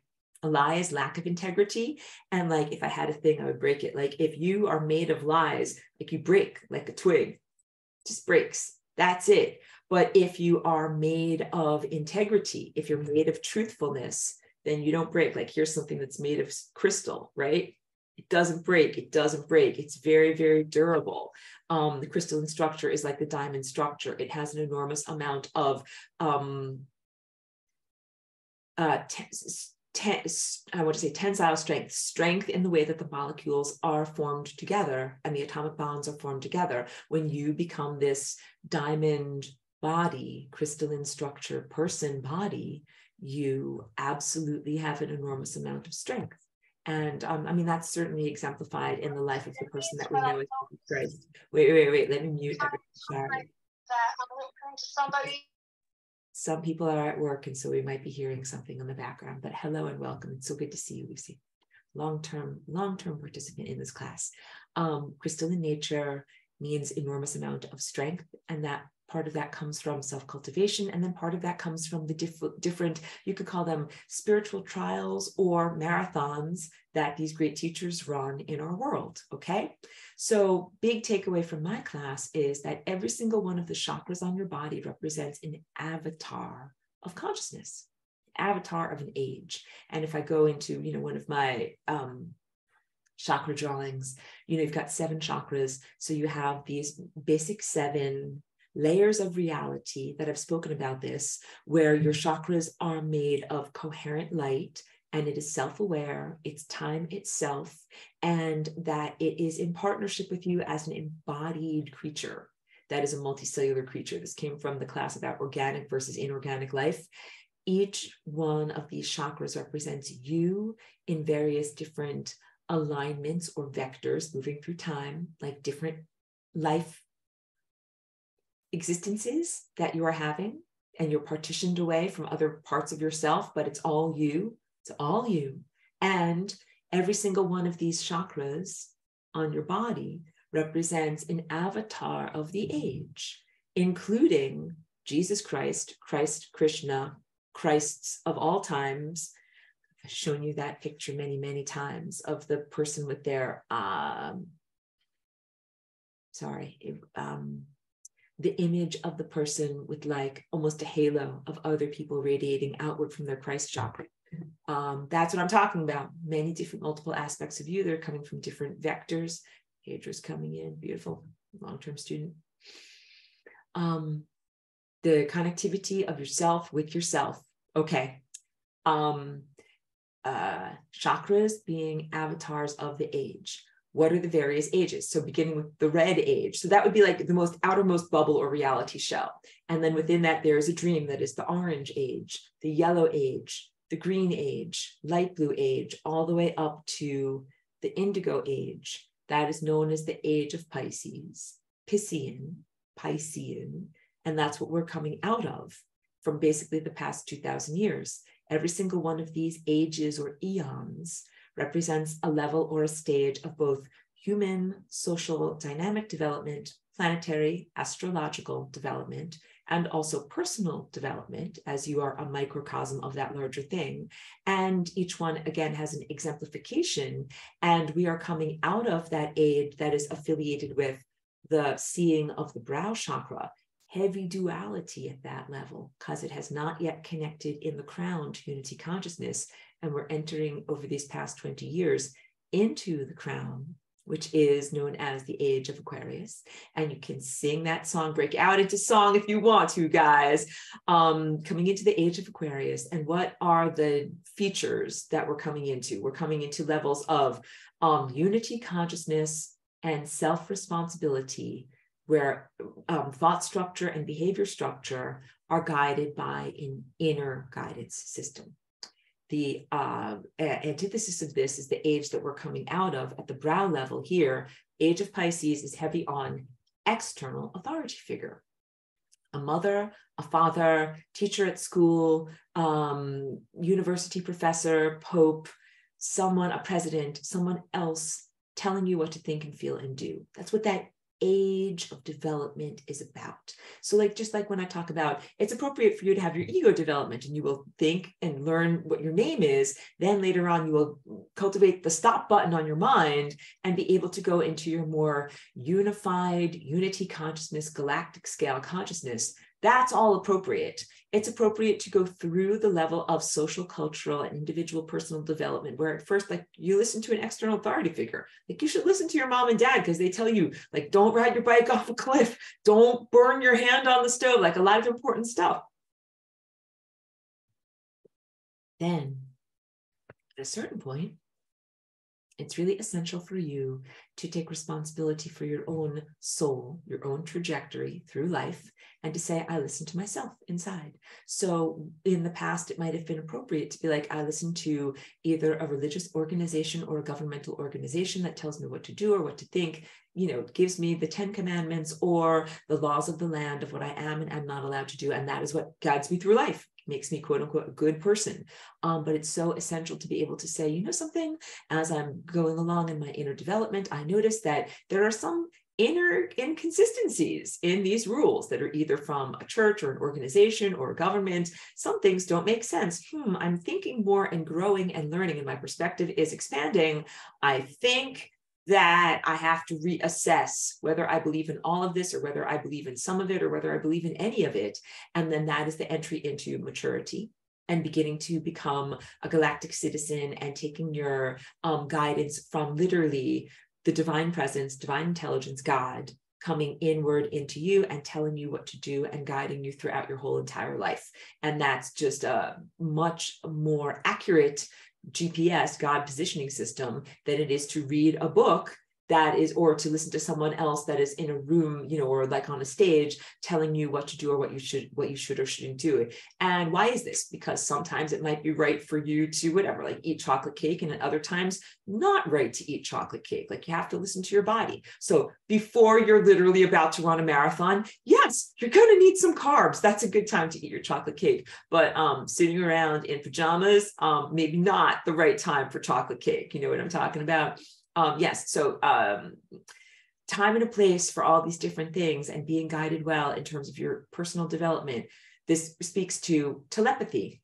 When should you be telepathic? Who should you be telepathic with? What should you be chatting about? Should you chat about like your favorite foods, your favorite TV shows with people in another world or another time plane? Is that appropriate? Is that the right thing to do? Like you really have to consider all of these things. The inner guidance system must be active in order for you to have righteous and appropriate conversations and communications with all of these otherworldly, but still aspects of self that you're beginning to connect with. And that is spiritual maturity. So until you are really certain of what you should be saying, then it's probably not good to be and that's saying it. And I'm going to end that sentence. And then, that's just on the sense of broadcasting. How about on the sense of receiving? Because now we're getting down to the actual meat and potatoes of what is meditation and what is mindfulness. That's basically receiving. And, in another time place, it might have been more appropriate to be like, I'm just going to sit in receptivity. Like, I'm just going to clear my mind. Like I said, first, what you do is you just get some breathing space. You can observe yourself. You can be like, this is who I am. This is who I'm not. You put energy into the parts of you that is who you are. You take energy away from or send to entropy the parts that are not really you. And the parts that are not really you are basically those parts that are judgment or extremely self-critical, or like I was describing, are based in fear. They're based in fear because of the society that implanted it in you, does not have its own innate divine connection, and it's worried about missing out on food. And it has implanted in humanity the fear of not only missing out on food, but also missing out on money. So anytime that you're worried about money, that's pretty much what's going on. The flyer's mind or the predator's mind is being like, you're not going to have enough. And then what if you this, and what if that, and what if that, and all of that fear-based stuff. So it's deep stuff that affects almost everyone that we know in this time and place right now. And as we're heading into planetary ascension or experiencing it, what it really means is through reclaiming the capacitation of imagination and creating reality around you, which is what it is to be a galactic citizen. You're like, if I need 10 units of something, I will have it. I will make it. I will align with it. I'll go down this pathway. I know that it will be there. I'll go down this pathway. I know that it'll be there. If it's not on these time roads, I won't go down those time roads. And in this way, I know that I will be sustained. I know that I will be sustained literally by God, this GPS that is telling you, make these choices, go over here and you will have what you need, as opposed to go over here and you will not have what you need. Hold on one moment. Second. This is coming over to say hi. I'm not sure. I think I might need to just let her out the back door, just really briefly. I wasn't sure about that, but let's just have a little cheeky hug, because I like to show everyone. Cheeky, do you need to do OUT? Do you need to go out? Hold on a second, guys. Apologies for that. Planetary ascension and being able to create the realities that you want. So we are moving beyond a money centered society where mostly people think about what they need and they're like, well, I need this many dollars to buy the thing that I need. When you're really connected to and guided by the divine presence and acting at that level of higher galactic citizenship, you're asking, what do I need to do to integrate myself and my needs with the needs of the environment or the community or the ecosystem? And also, what does God or the divine higher intelligence and willpower want me to do in order to fulfill those needs? Becoming a coherent light being, or a master, or a being that is made of pure light. It doesn't mean that you have no more needs, actually, but it means that you eat pure light. But you also know that you have all of the light and intelligence and data and sustenance that you need in order to sustain you. Hold on a second. That's different than the technology using space races, where they're like, okay, I've got my metal clank spaceship and I need to have my life support systems going on my spaceship, and I'm going to need whatever, dilithium crystals like Star Trek. What if I run out of them? I better go to that asteroid and get some for my own purposes to keep me alive. Like, what are you doing off of your planet if you can't sustain yourself without dilithium crystals? It's like, I don't know. And I'm not going to answer that question. Like, I'm trying to talk, as if I'm speaking to them. They don't have answers for this. So it's very much like the sense of whatever explorers from North America just deciding like, I'm going to go to South America, or I'm going to discover, quote unquote, the new world. I'm just going to get out there, spread my microbes, get stuff that I want, which largely was they were interested in gold.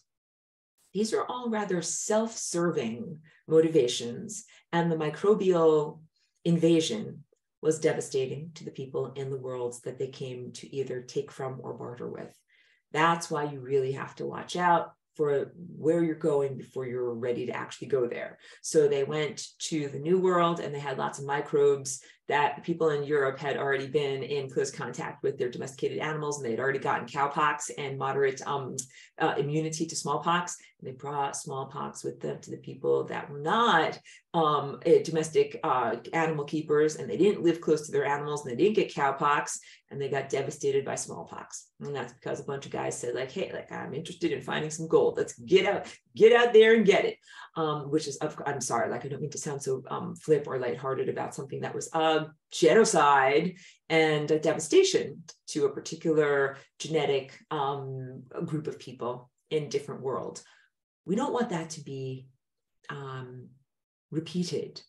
Definitely not from humans jumping off of the surface of their planet, covered in microbes, and going someplace where the organisms that you interact with might not have immunity to those microbes, or despoiling an ecosystem of a pristine planet with your microbes just by going there, just by leaving behind a footprint or bags of doo-doo. Do you know that they left bags of pee-pee and poo-poos and doo-doos on the moon? This kind of reminds me, like, when I'm out walking my dog, like people always leave those little bags around.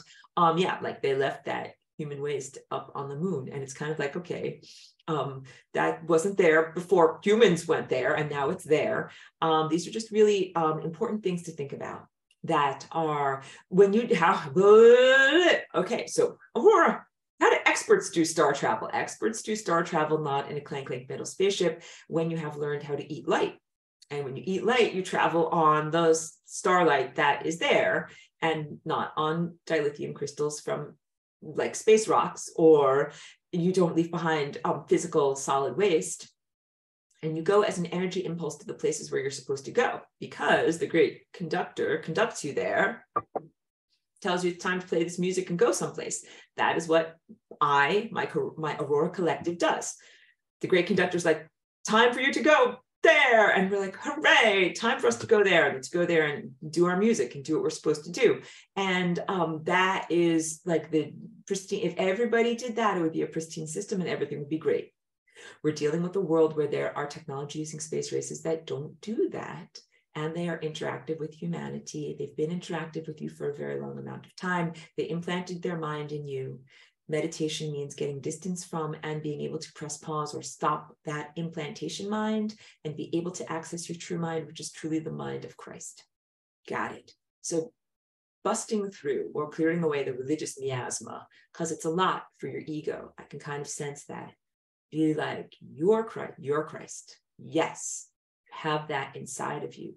and that all of this other stuff is a religious overlay that says you're unworthy, you're a sinner, you're a nothing, you're no good.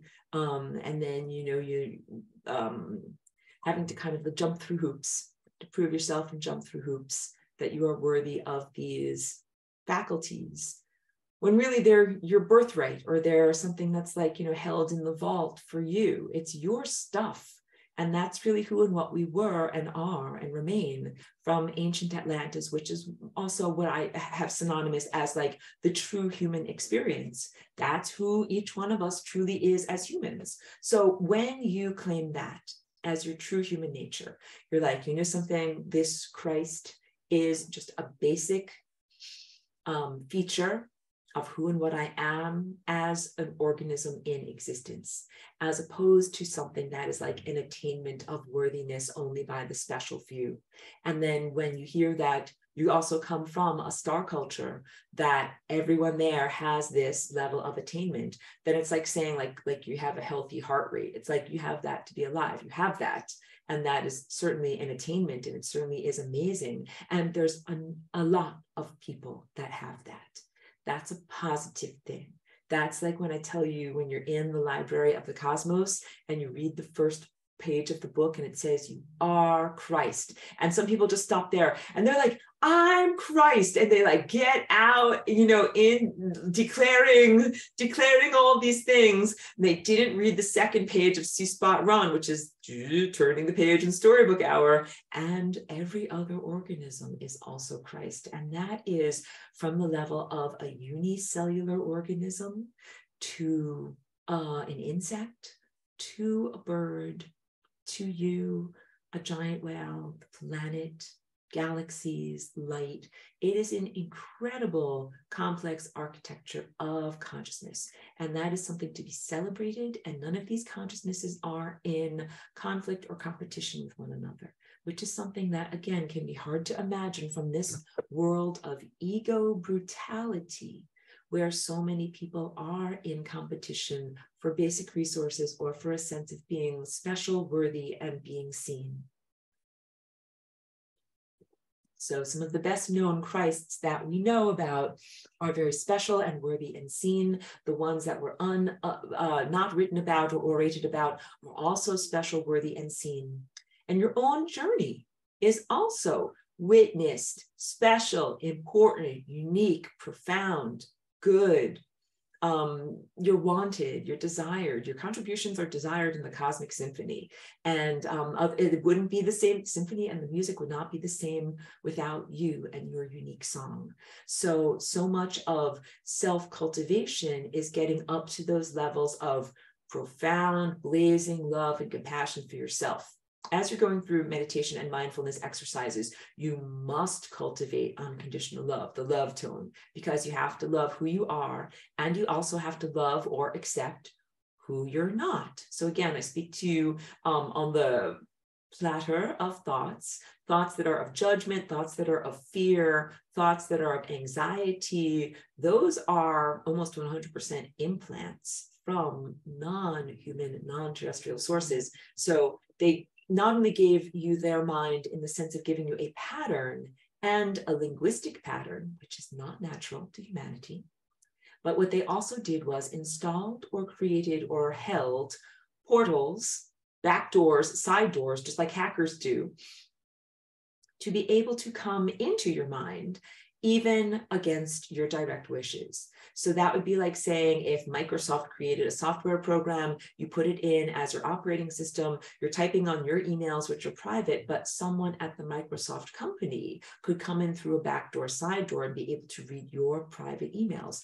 Not acceptable, right? Because once you have the software license, it should be like, okay, good. Like that's on my personal computer, which is your brain, which no one else should be able to access, or your DNA or your energy field. So huge, huge, huge privacy and sovereignty issues in the sense of an otherworldly being that has installed its mind into humanity through genetic modification, language structures that it finds easily hackable into your mind for basic communications here, and then quote unquote hacking your emails, reading what you say and think to others, and even influencing what you say and think to others. Now this gets big, and I know I haven't gone through all of my notes. I'm really going to try to get it in before I have to complete class. What you think with your verbalized mind has huge impact on the behavior of your DNA, and the behavior of your DNA and your feeling state has everything to do with which timeline you're on. So again, to reiterate, your DNA has its own behavior, where it's constantly vibrating and twisting apart and do-si-doing and furling and unfurling, doing all these motions. It doesn't always do the same thing, and identical twins don't have identical motions of what their DNA is doing. This is called epigenetics. So you can have the potential for cancer, but have it be unexpressed because of epigenetics. What are the thought structures that make your DNA do certain things? Some of them are within your control, and you're like, yep, that's me thinking that. And some of them are not within your control, and something else is thinking those thoughts and then making your DNA go in a particular direction that can be leading you towards chronological decrepitude. That's when you grow older and more decrepit over time, instead of stronger and healthier and more awesome and fantastic over time. That makes people instead become less able, less capable, or more forgetful, or more fragile or frail over time. And that's not actually part of God's plan for you, or part of the brochure of what it was supposed to be like in coming here. And it is not what we experienced in terms of ancient Atlantis. When I talk about people living hundreds or thousands of years, I really mean excellent quality of life at athletic peaks that would be almost unimaginable, like Superman level stuff. For people to be able to live at that level without technology. Like I'm telling you guys, once you see what is possible with your body, you will not need, desire, or require technology, or be impressed by technology. You will not be impressed by magical roller skates that can make you run faster. You're like, I can already run fast. I don't need magical roller skates. And maybe I sound like I have a little bit of attitude, snappy attitude with that, maybe a little bit, but I think that it would be more akin to valid pride. You know, like a cheetah that can run 25 miles an hour. It's like, you know, I really don't need a motorcycle. I am built this way, and these are my God-given gifts. That is more of what you feel like. Side doors being an illegal or non-validated, not allowed way to access the behavior of your DNA, because your DNA is your DNA, and it's supposed to make you go on particular timelines, and it's supposed to be a very easy and pristine cause and effect system. If I think this, my DNA does this, and I go on this timeline. If I think this, my DNA does this, and I go on this timeline. Totally unfair to be like, I'm trying to think this, but something else is making me think like this, and I'm being forced over here onto this timeline. That is not fair. That is not the way the system was designed, and that would be considered a perversion of the system, which is all about free will. Then you don't truly have free will if something or someone else has programmed you, is using your back doors, and then is utilizing your DNA in order to either hijack or sabotage your life, and or in the doing also benefit them, exploit you and benefit them. So some of it is derailing a person's life and sending them to where they're not supposed to go, like something like addiction. And some of it is wringing misery, like you wring a sponge, wringing misery from humans. That's what a lot of these fearful and anxious thoughts are. And fearful and anxious thoughts do take you from the more positive timelines, bring you right on over towards the membrane of death. And it can be so hard to get control of your mind from there. So it's not just in this sense, getting control of your mind and the speaking verbalized mind, it is also getting control of your emotional landscape. Because just like in a garden, how water seeks the lowest point, water rolls downhill, same thing with emotions. When you have an emotional trauma or a residue, it's like a heaviness down here, and energy tends to flow downward into that thing. So these are different ways that these predators or flyers' minds have found to farm humanity. They're not out hunting for you, and they're not just catching the flab around the excess stuff that you shouldn't have, like your self-indulgences. They are really creating flab, creating self-indulgences, creating and implanting imperfections, which they then can say, I falsely project these upon you. Now I will judge you for them. Now I will eat you for them. You get it? None of that is acceptable. None of that is the fair obstacle course that spiritual aspirants are supposed to be running here in the world. And it's very much a canned hunt. You know, like when humans go on a safari, it's a canned hunt. And then there's like, you know, whatever, animals in an enclosure, and they're guaranteed to get one of their sport trophies. It's not the same at all as being in a natural, pristine state where the animal can either run or fly away using its natural proclivities. So humanity, you have natural proclivities. What are those natural proclivities? Being Christ, dun, dun, dun, yes, being Christ, being able to see the future. And then there's so much more. Like I talk a lot about this being an aperture through which you receive light. Yes, you receive light through here. And also this is the reality generation mechanism that you use to generate reality.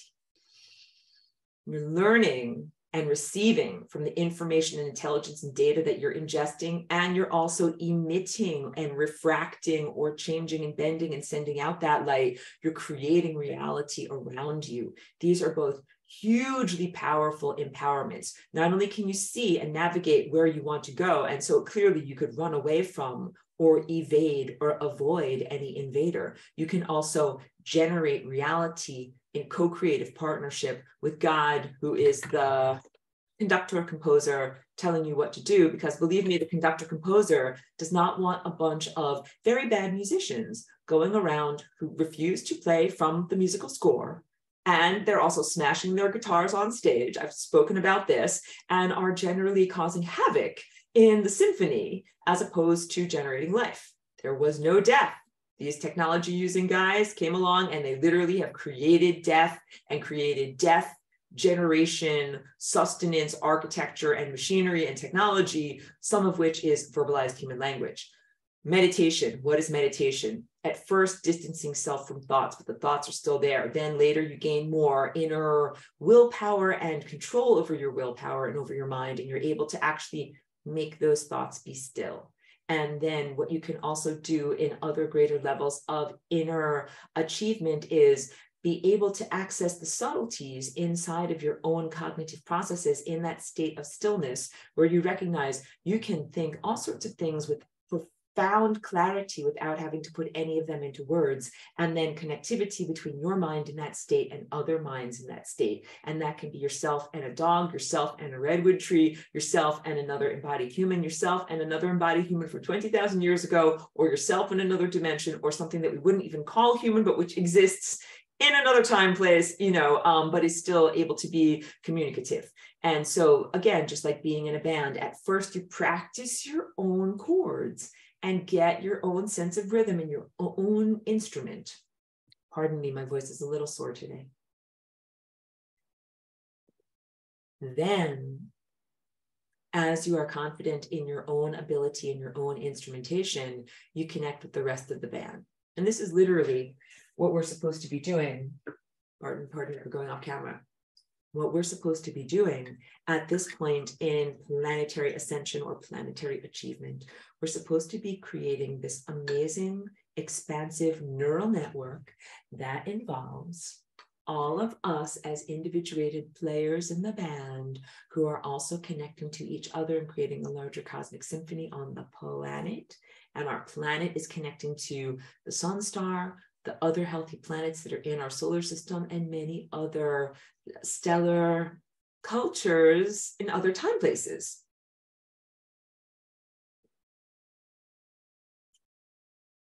We have been inhibited from this clear connection by stuff that is called nano wetware or self-assembling grids that are inside of both the neurology and fascia of the human body at this point, pretty much endemically, which also infect or infest nature, and the 5G grid, which is ostensibly for human telecommunications, but which also excites and guides the behavior of the nano architecture that is inside of humanity, colloquially known as the Internet of Things, IoT, making humans nodes or connectors on a technology-based synthetic telepathy grid.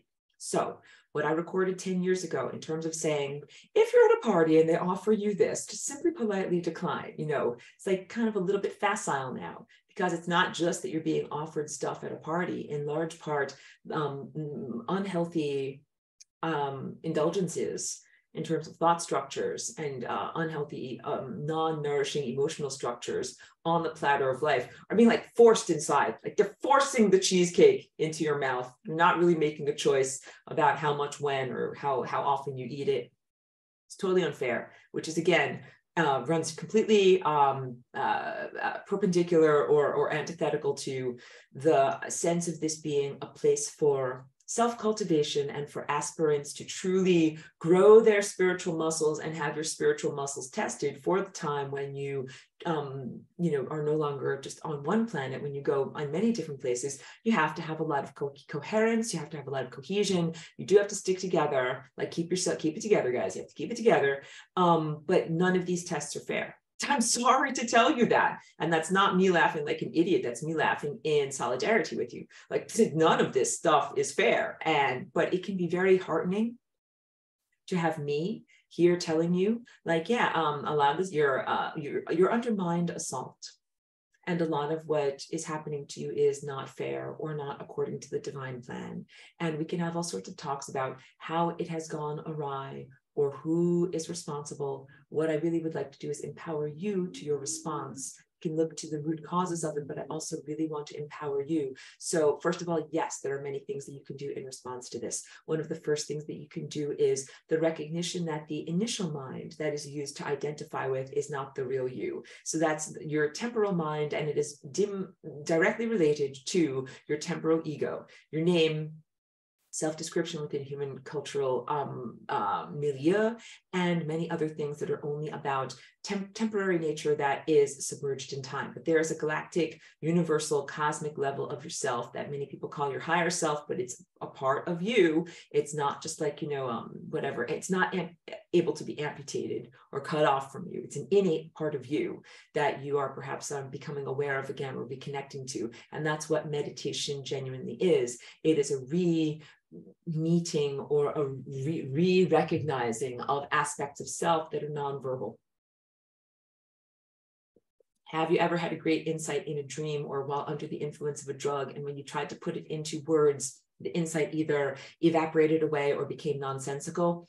If you have, then you have experienced the challenge between the cognitive processing ability of your true mind versus the expression communication capacity of the verbalized mind. The verbalized mind is very limited, very clunky, very inadequate is the word for expressing the subtleties and depth of profundity of insight and realizations that happen on the level of non-verbalized mind.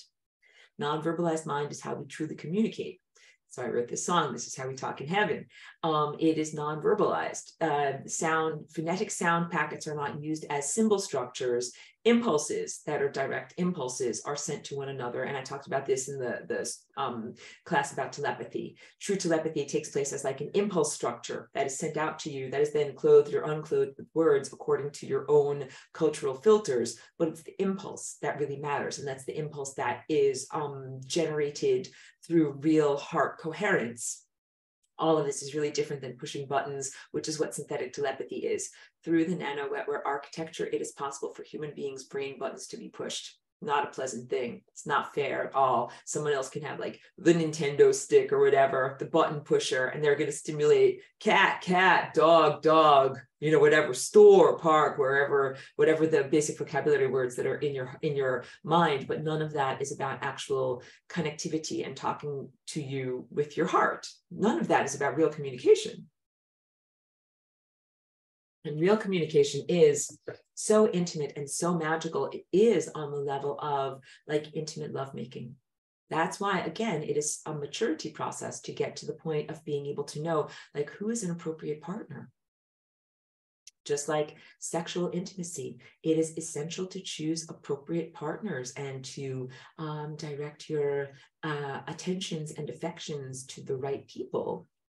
Really inappropriate to direct those attentions and affections to the wrong people. And humanity, so like you've had otherworldly creatures interacting with you inappropriately for a very long amount of time, because you have to be able to furnish consent. Because if you're not mature enough to be able to furnish consent, then you really should not be in these levels of conversation.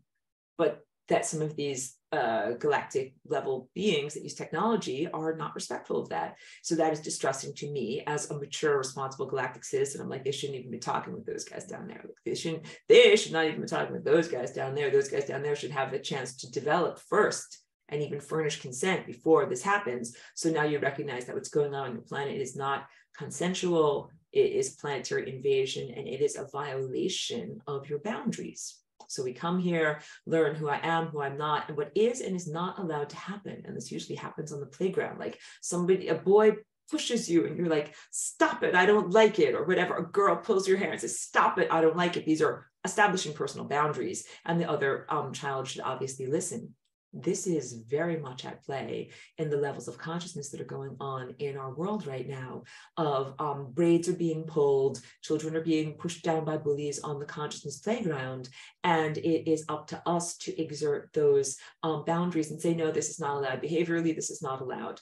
And I know that there's also a lot in terms of religion that says like, no, just look at the cosmic cops, just call for assistance, call the lunch lady, be like, help, like lunch lady, like help me, someone pulled my braids. But I think it's also so essential to be able to set your own boundaries. And this is, again, what mostly we learn in early childhood and infancy, verbally, like someone pulls your hair, it's be like, ow, stop it, I don't like that. Don't do that again.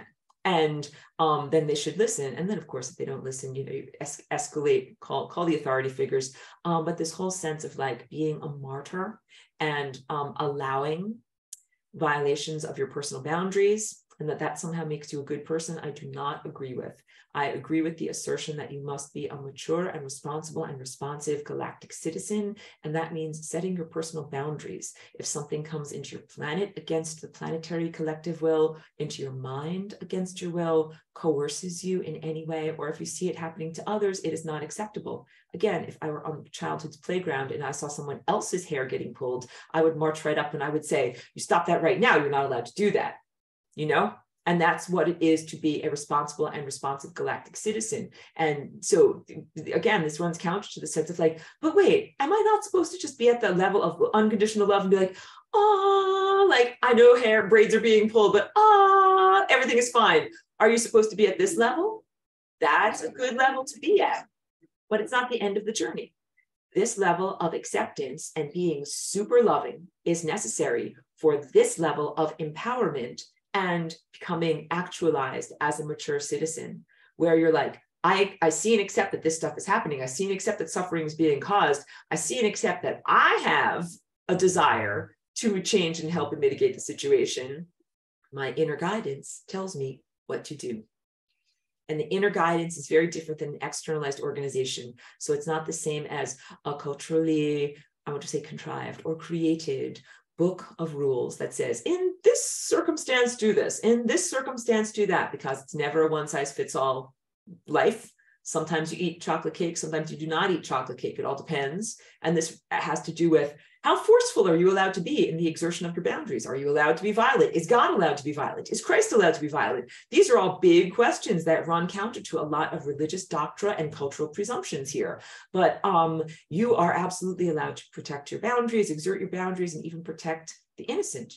You are allowed to protect and defend those who are not yet able to defend themselves. And this very much is about parenting, community, and co-responsibility or reciprocal responsibility, because we love one another, and that's the giving and sharing. So you're responsible and responsive to the needs of others, not only to yourself.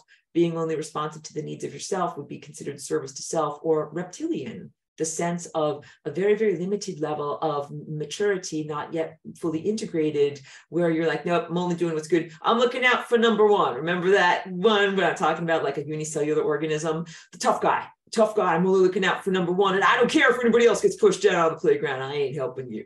But then if you need help, there's no one around to help you. It becomes they're very purposeful to intentionally be in community helping others as they are aspects of your own self, as you are safeguarding and protecting yourself on your own voyage, and also as you expect, desire, and require sustenance, help, and protection from others in community. When you become a coherent light being, you don't need nothing. You still need stuff. You know what you need? Light and love and community and partnership. Yes, and you still live in an ecosystem of light. And yes, you still live in a network of light when you are Christ. What do you need nothing? Are you like, oh, I'm Christ, I don't need anybody, like everybody F away from me, I don't need anybody? No, quite the opposite. You're like, I'm a multifaceted individual, and I need all of the parts of myself, and I need to protect all of the parts of myself, and I need to be all of these different parts and make sure that all of them are free. So I'm very much here on a galactic mission of freedom, making it possible and protecting all of you so that you are not pushed down on the playground, so that you have opportunities to think and feel and grow on your own way, even as I would wish to be protected during my own levels of inner development on my own journey, that it is reciprocal. And you definitely, like laws of the cosmos, you get what you give in life. That's a truism. Get what you give in life. Just remember that.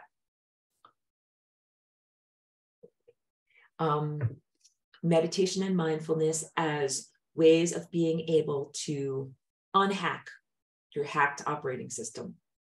Because at a certain point, flying rainbow lasagna, which is this tool for empowerment, where you can actually change the functionality of your mind, your verbalization structure, because you're changing your DNA. You can finally revamp your DNA or edit things or reshape them into the way that they're actually supposed to be.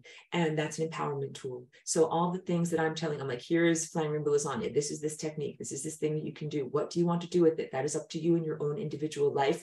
I would definitely recommend fixing, healing, and re-establishing the language centers, which have been largely diminished and hijacked in the way that they are created here in the world. And in the biblical literalist world, it is known as the Tower of Babel, which, if I can briefly synopsize what the story is, humans collaborated and built a tower in order to rival God. This is, again, an egocentric God, not the true God. They worked together so well that they got up really, really high, and that they were threatening to this egocentric God, who then said, smack down. I'm going to smack down your tower. The tower fell. And also, I'm going to give you all individuated languages so that you can't collaborate effectively. You got it? So this is an allegory, not a literalism, although I appreciate very much the profound nature of these sharings that come to you over many thousands of years in the Bible. It is a remembrance of what it was like when everyone was telepathic and essentially had universal language and communication, and then the bifurcation or partitioning of human consciousnesses into different unique cultural heritages that could not communicate effectively. And that was something that was, those were firewalls of knowledge for a very long amount of time that made it so that you could not effectively learn from other humans. And it's not just that you couldn't learn from other humans on your own planet. You've also had firewalls of consciousness that have prevented you from being able to learn from other species or from other cultures in far distant time places. So you should be able to learn from the dolphins and the redwood trees here. And believe me, there's volumes of knowledge to learn from both of those races or levels of species, and volumes of knowledge to be able to learn from various different cultures and time places in various different times that don't necessarily use technology to be able to talk to you, right? So you have to be able to learn how to tune in naturally. So no pressure on any of this. Please, no pressure on you as to be like, when am I going to be telepathic? When am I going to be good enough? When am I going to be good enough for the triathlon? When am I going to, like, all of that is like too much pressure and not my intention at all in sharing this with you today. What I want to do today is to validate that you've had a great challenge placed in front of you in terms of mastering your mind, because there's a lot of stuff that is synthetic telepathy, poop crapola, that's being beamed into your pineal gland right now. Yes, your Christ consciousness is emanating from your pineal gland. And yes, the frequency war, I'm trying to think, like, that's why I laughed. Is there a better word that I can use? Can I be more like, whatever, diplomatic? But it's a war, conflict. The frequency conflict that you are presently engaged within of things that are trying to prevent you from being able to tune in to the frequency that is known as Christ consciousness using your natural telepathy. that this is not like a nice, fun, happy playground at all. This is actually like quite brutal, and that they have very intentionally been trying to diminish your inner antenna and your inner architecture and make it incredibly difficult for you to be able to tune into the peaceful, loving galactic societies. Now it's going to say, but wait, peaceful, loving galactic societies, does that mean that they sit around like on their butts watching while humanity's being, horrifically violated? No. And this comes to the question of chocolate cake. Like, when is it appropriate to eat chocolate cake? When is it appropriate to kick ass? When is it appropriate to be violent? When is it appropriate to supersede the powers of others? When is it appropriate if someone else is like, but the doctrine of freedom, and I'm free to do what I want to do, but you're not free to rape and pillage and murder and kill other people? These are big, because if you are living in a state of total freedom and you want to go around, murdering other people are also free to stop you from murdering. Got it?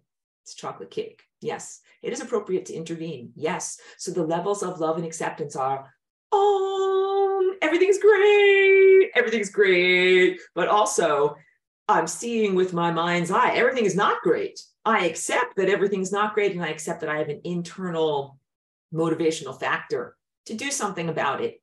And now you want to know, like, are you advocating violence? No, I'm not advocating projectile weapons or whatever, trebuchets. Please do not engage in that. But how about what you do with your mind and your energy field and your psychic awareness and your genetic capacity? Totally appropriate for you to exert your boundaries and totally appropriate for you to protect others. What about every assertion that I make when I say that I come here not as a weapon of war, but as a peaceful, interdimensional visitor? And that's a song that I just did recently called Sonic Shield. And it's very truthful. This Flying Rainbow Lasagna is an artistic expression, and it is done in appropriate levels of cosmic freedom. That means I am a thinker, and I came into this body specifically to have real estate, physical genetic structure with which to emanate this. I did not do it in order to punch someone else in the face or be mean to them or call them poopy pants or anything like that. 100% on the level of self-expression and the joy of pure artistry and self-expression, which is appropriate in the world. However, I live on this planet that has been subsequently strongly invaded and have also had many violences directed towards me. And violences are things that are not just harmful, hurtful, they're also in the sense of imprisonments or desires to take away from my freedom or sequestration of my consciousness, because it's like I'm meant to be free to go where I want to go and also to share my thoughts and ideas with others. In that sense, yes, it is appropriate for me to respond. So I am not supposed to sit here with my hands tied and be like, well, guys, I'd love to help you, but I'm not allowed to do this and I'm not allowed to do that. And I'm bound by this and limited by that. Like, no, not at all. Actually, as a person who lives here, that I've been under assault, you've been under assault, we've all been under assault, that it's actually so super appropriate. Cannot think of a more appropriate circumstance than for me to healthfully exert my boundaries and exert the boundaries of the planet that I live on.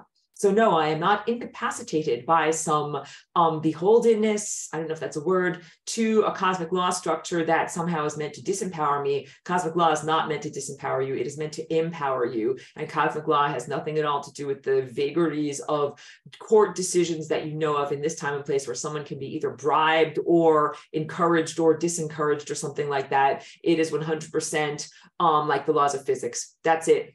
So look, I didn't get through all of my notes on this because it's big and I do have to hop on, like I say, to my next angelic assignment soon. But let me just look through this very basically.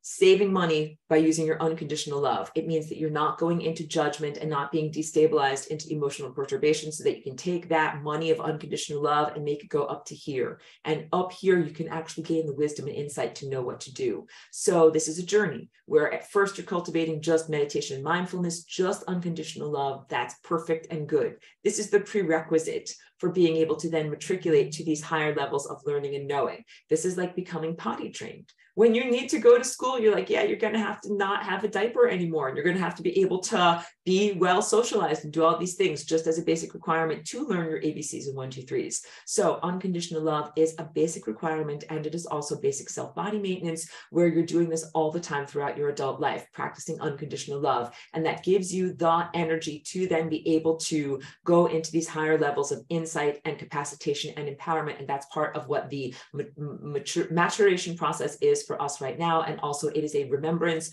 recognition, recognition, and returning to your true faculties, because that's actually who you are. You actually are a mature galactic citizen. You emit love energy. And when you do that, you feed the sun, the stars, and the divine presence, as opposed to humans being hijacked and your energy of love being brought down and diminished to be a lower frequency emanation, such as fear or anxiety or any of these lower frequency foods. That is what is made in the human yarrows, the human coops that the predators like to eat. So again, game of musical chairs. You could be living in a beautiful, happy world where everybody is just super rainbow happy, but then these predators wouldn't have anything to eat. They're like, where's the misery? I want some misery. We better make things unhappy around here. We better make crap government. We better make a lot of war. We better make a lot of inadequate economics and economic resources. And if there's enough, make sure it doesn't actually get to the people that need it. We want people in fear and anxiety. That's something we can really eat. And there's also fun levels of torture, not fun at all, but there are very real tortures that are created in order to feed these horrific predator creatures that are no longer predators, but are farmers. Because when you're torturing something like that, you're being a farmer for misery. That's what they've been doing in human society for a long time. And Joanne says very emphatically, I'm done with their world. And I thank you for that contribution. And I am also. So don't feed the thought or emotional energy into the lower vibration thought creatures. Ideally, what you can do is conquer them with love, emanating love towards that part of self that needs healing, these dementors or demons or occupiers of the interstices. And it is part of your sacred journey as a healer and as a person who is being healed that you are healing yourself. Yes, but I always counter this by saying, do not hug and kiss a demon. That means you do not justify the unjustifiable, and you do not say, hey, it all doesn't matter, kumbaya, kumbaya. We will all just hug and be fine together and everything. That is also spiritual bypassing, which I understand your spiritual exhaustion, that you just want to get to the end of the marathon, but you're building muscles of endurance to be able to be a triathlete Ironman, and that this is what it takes. So please don't kumbaya prematurely, which is kind of like pooping out of the race. Please maintain your spiritual boundaries by saying things that are acceptable and things that are not acceptable in terms of what is being done in the world. I have to go in 5 minutes. Christ consciousness. Let me emphasize and end on this. The religion that is known as Christianity on earth talks about peace, comfort, and joy. And we are going into what is known as the Christmas season, celebrating, those very qualities, a dark time during the Northern Hemisphere in the wintertime, but people focusing inwardly on peace, comfort, and joy. And the idea is that when you, through meditation, self-cultivation practices, activate and gain control again of your Christ center, and you have enough unconditional love currency as your stable foundation, you actually get to see the elegance of time. You actually get to see the interconnectedness of events. That's the viewpoint that comes from this higher dimensional, multifaceted self that is who and what you are. And that the more that you see, the more you are unconditionally loving, because it takes a lot of love to accept the information that comes to you through inner vision, but then you also get more information and insight to make things make sense on a higher sense. So you might not be able to comprehend, like, why did that guy get cancer over there? Why did that child die? Or why did that cat get hit by a car? It seems all like incredibly unfair. You'd be like, oh, God, like this all seems incredibly unfair. Talk to the complaints department. I know. Be in unconditional love. Gather your love enough to be able to reclaim your Christ viewpoint. When you're in that viewpoint and guided by love, you're able to really see and know on a deep level beyond words why things happen and what is their significance and meaning.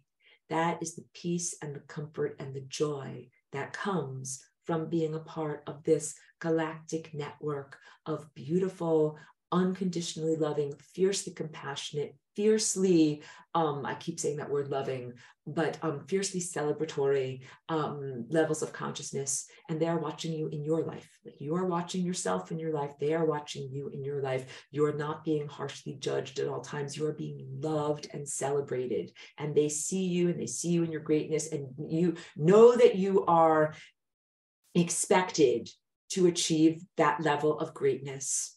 And know that you are encouraged by your true, coherent light family around you. That are your chakras. That is actually you. you've actually finished the marathon. And you're actually looking back over your shoulder and you're saying, watch out for that. That was a bunch of cactus spines. Don't jump in there. Watch out for that. There was a rattlesnake over there. Watch out for that. Don't fall down that cliff over there. And hugely encouraging yourself so that you'll even make it to this level of spiritual success as an aspirant. I'll get to this question and then I'm going to have to wrap it up.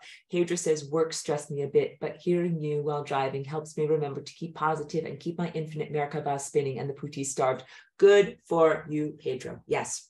So all of these teachings about reconnecting and reactivating and getting to your levels of Christ consciousness and interconnection, still valid, even if you are in a world of synthetic telepathy, as I wanted to validate the challenges that you face, but continually affirm that this true Christ consciousness, these true levels of galactic society that don't use technology are much more advanced, much more powerful, much more capacitated than the lower levels of culture or whatever organization that use technology. The non-technology users are incredibly powerful. They are incredibly adept. They know what they're doing is what I'm trying to say, because you might look around and be like, who's in charge? They don't even know what they're doing. No, they know what they're doing very, very well. So please get to the level of being able to see, to be able to know how you can contribute and what they are actually doing, but know that they are there and that they are actually doing an enormous amount for us. And that also we are them, getting to know ourselves, are empowered and have responsibilities in terms of what you're doing here. So you live in a world where there's planetary invasion, synthetic telepathy, but the world is trying to ascend. What do? Your own healing matters. Your healing radiates outward. We talked about Joanne's comment earlier. Yes, you fight with love. And also, yes, you have capacitations that are, that you're allowed to use in defending yourself. Yes.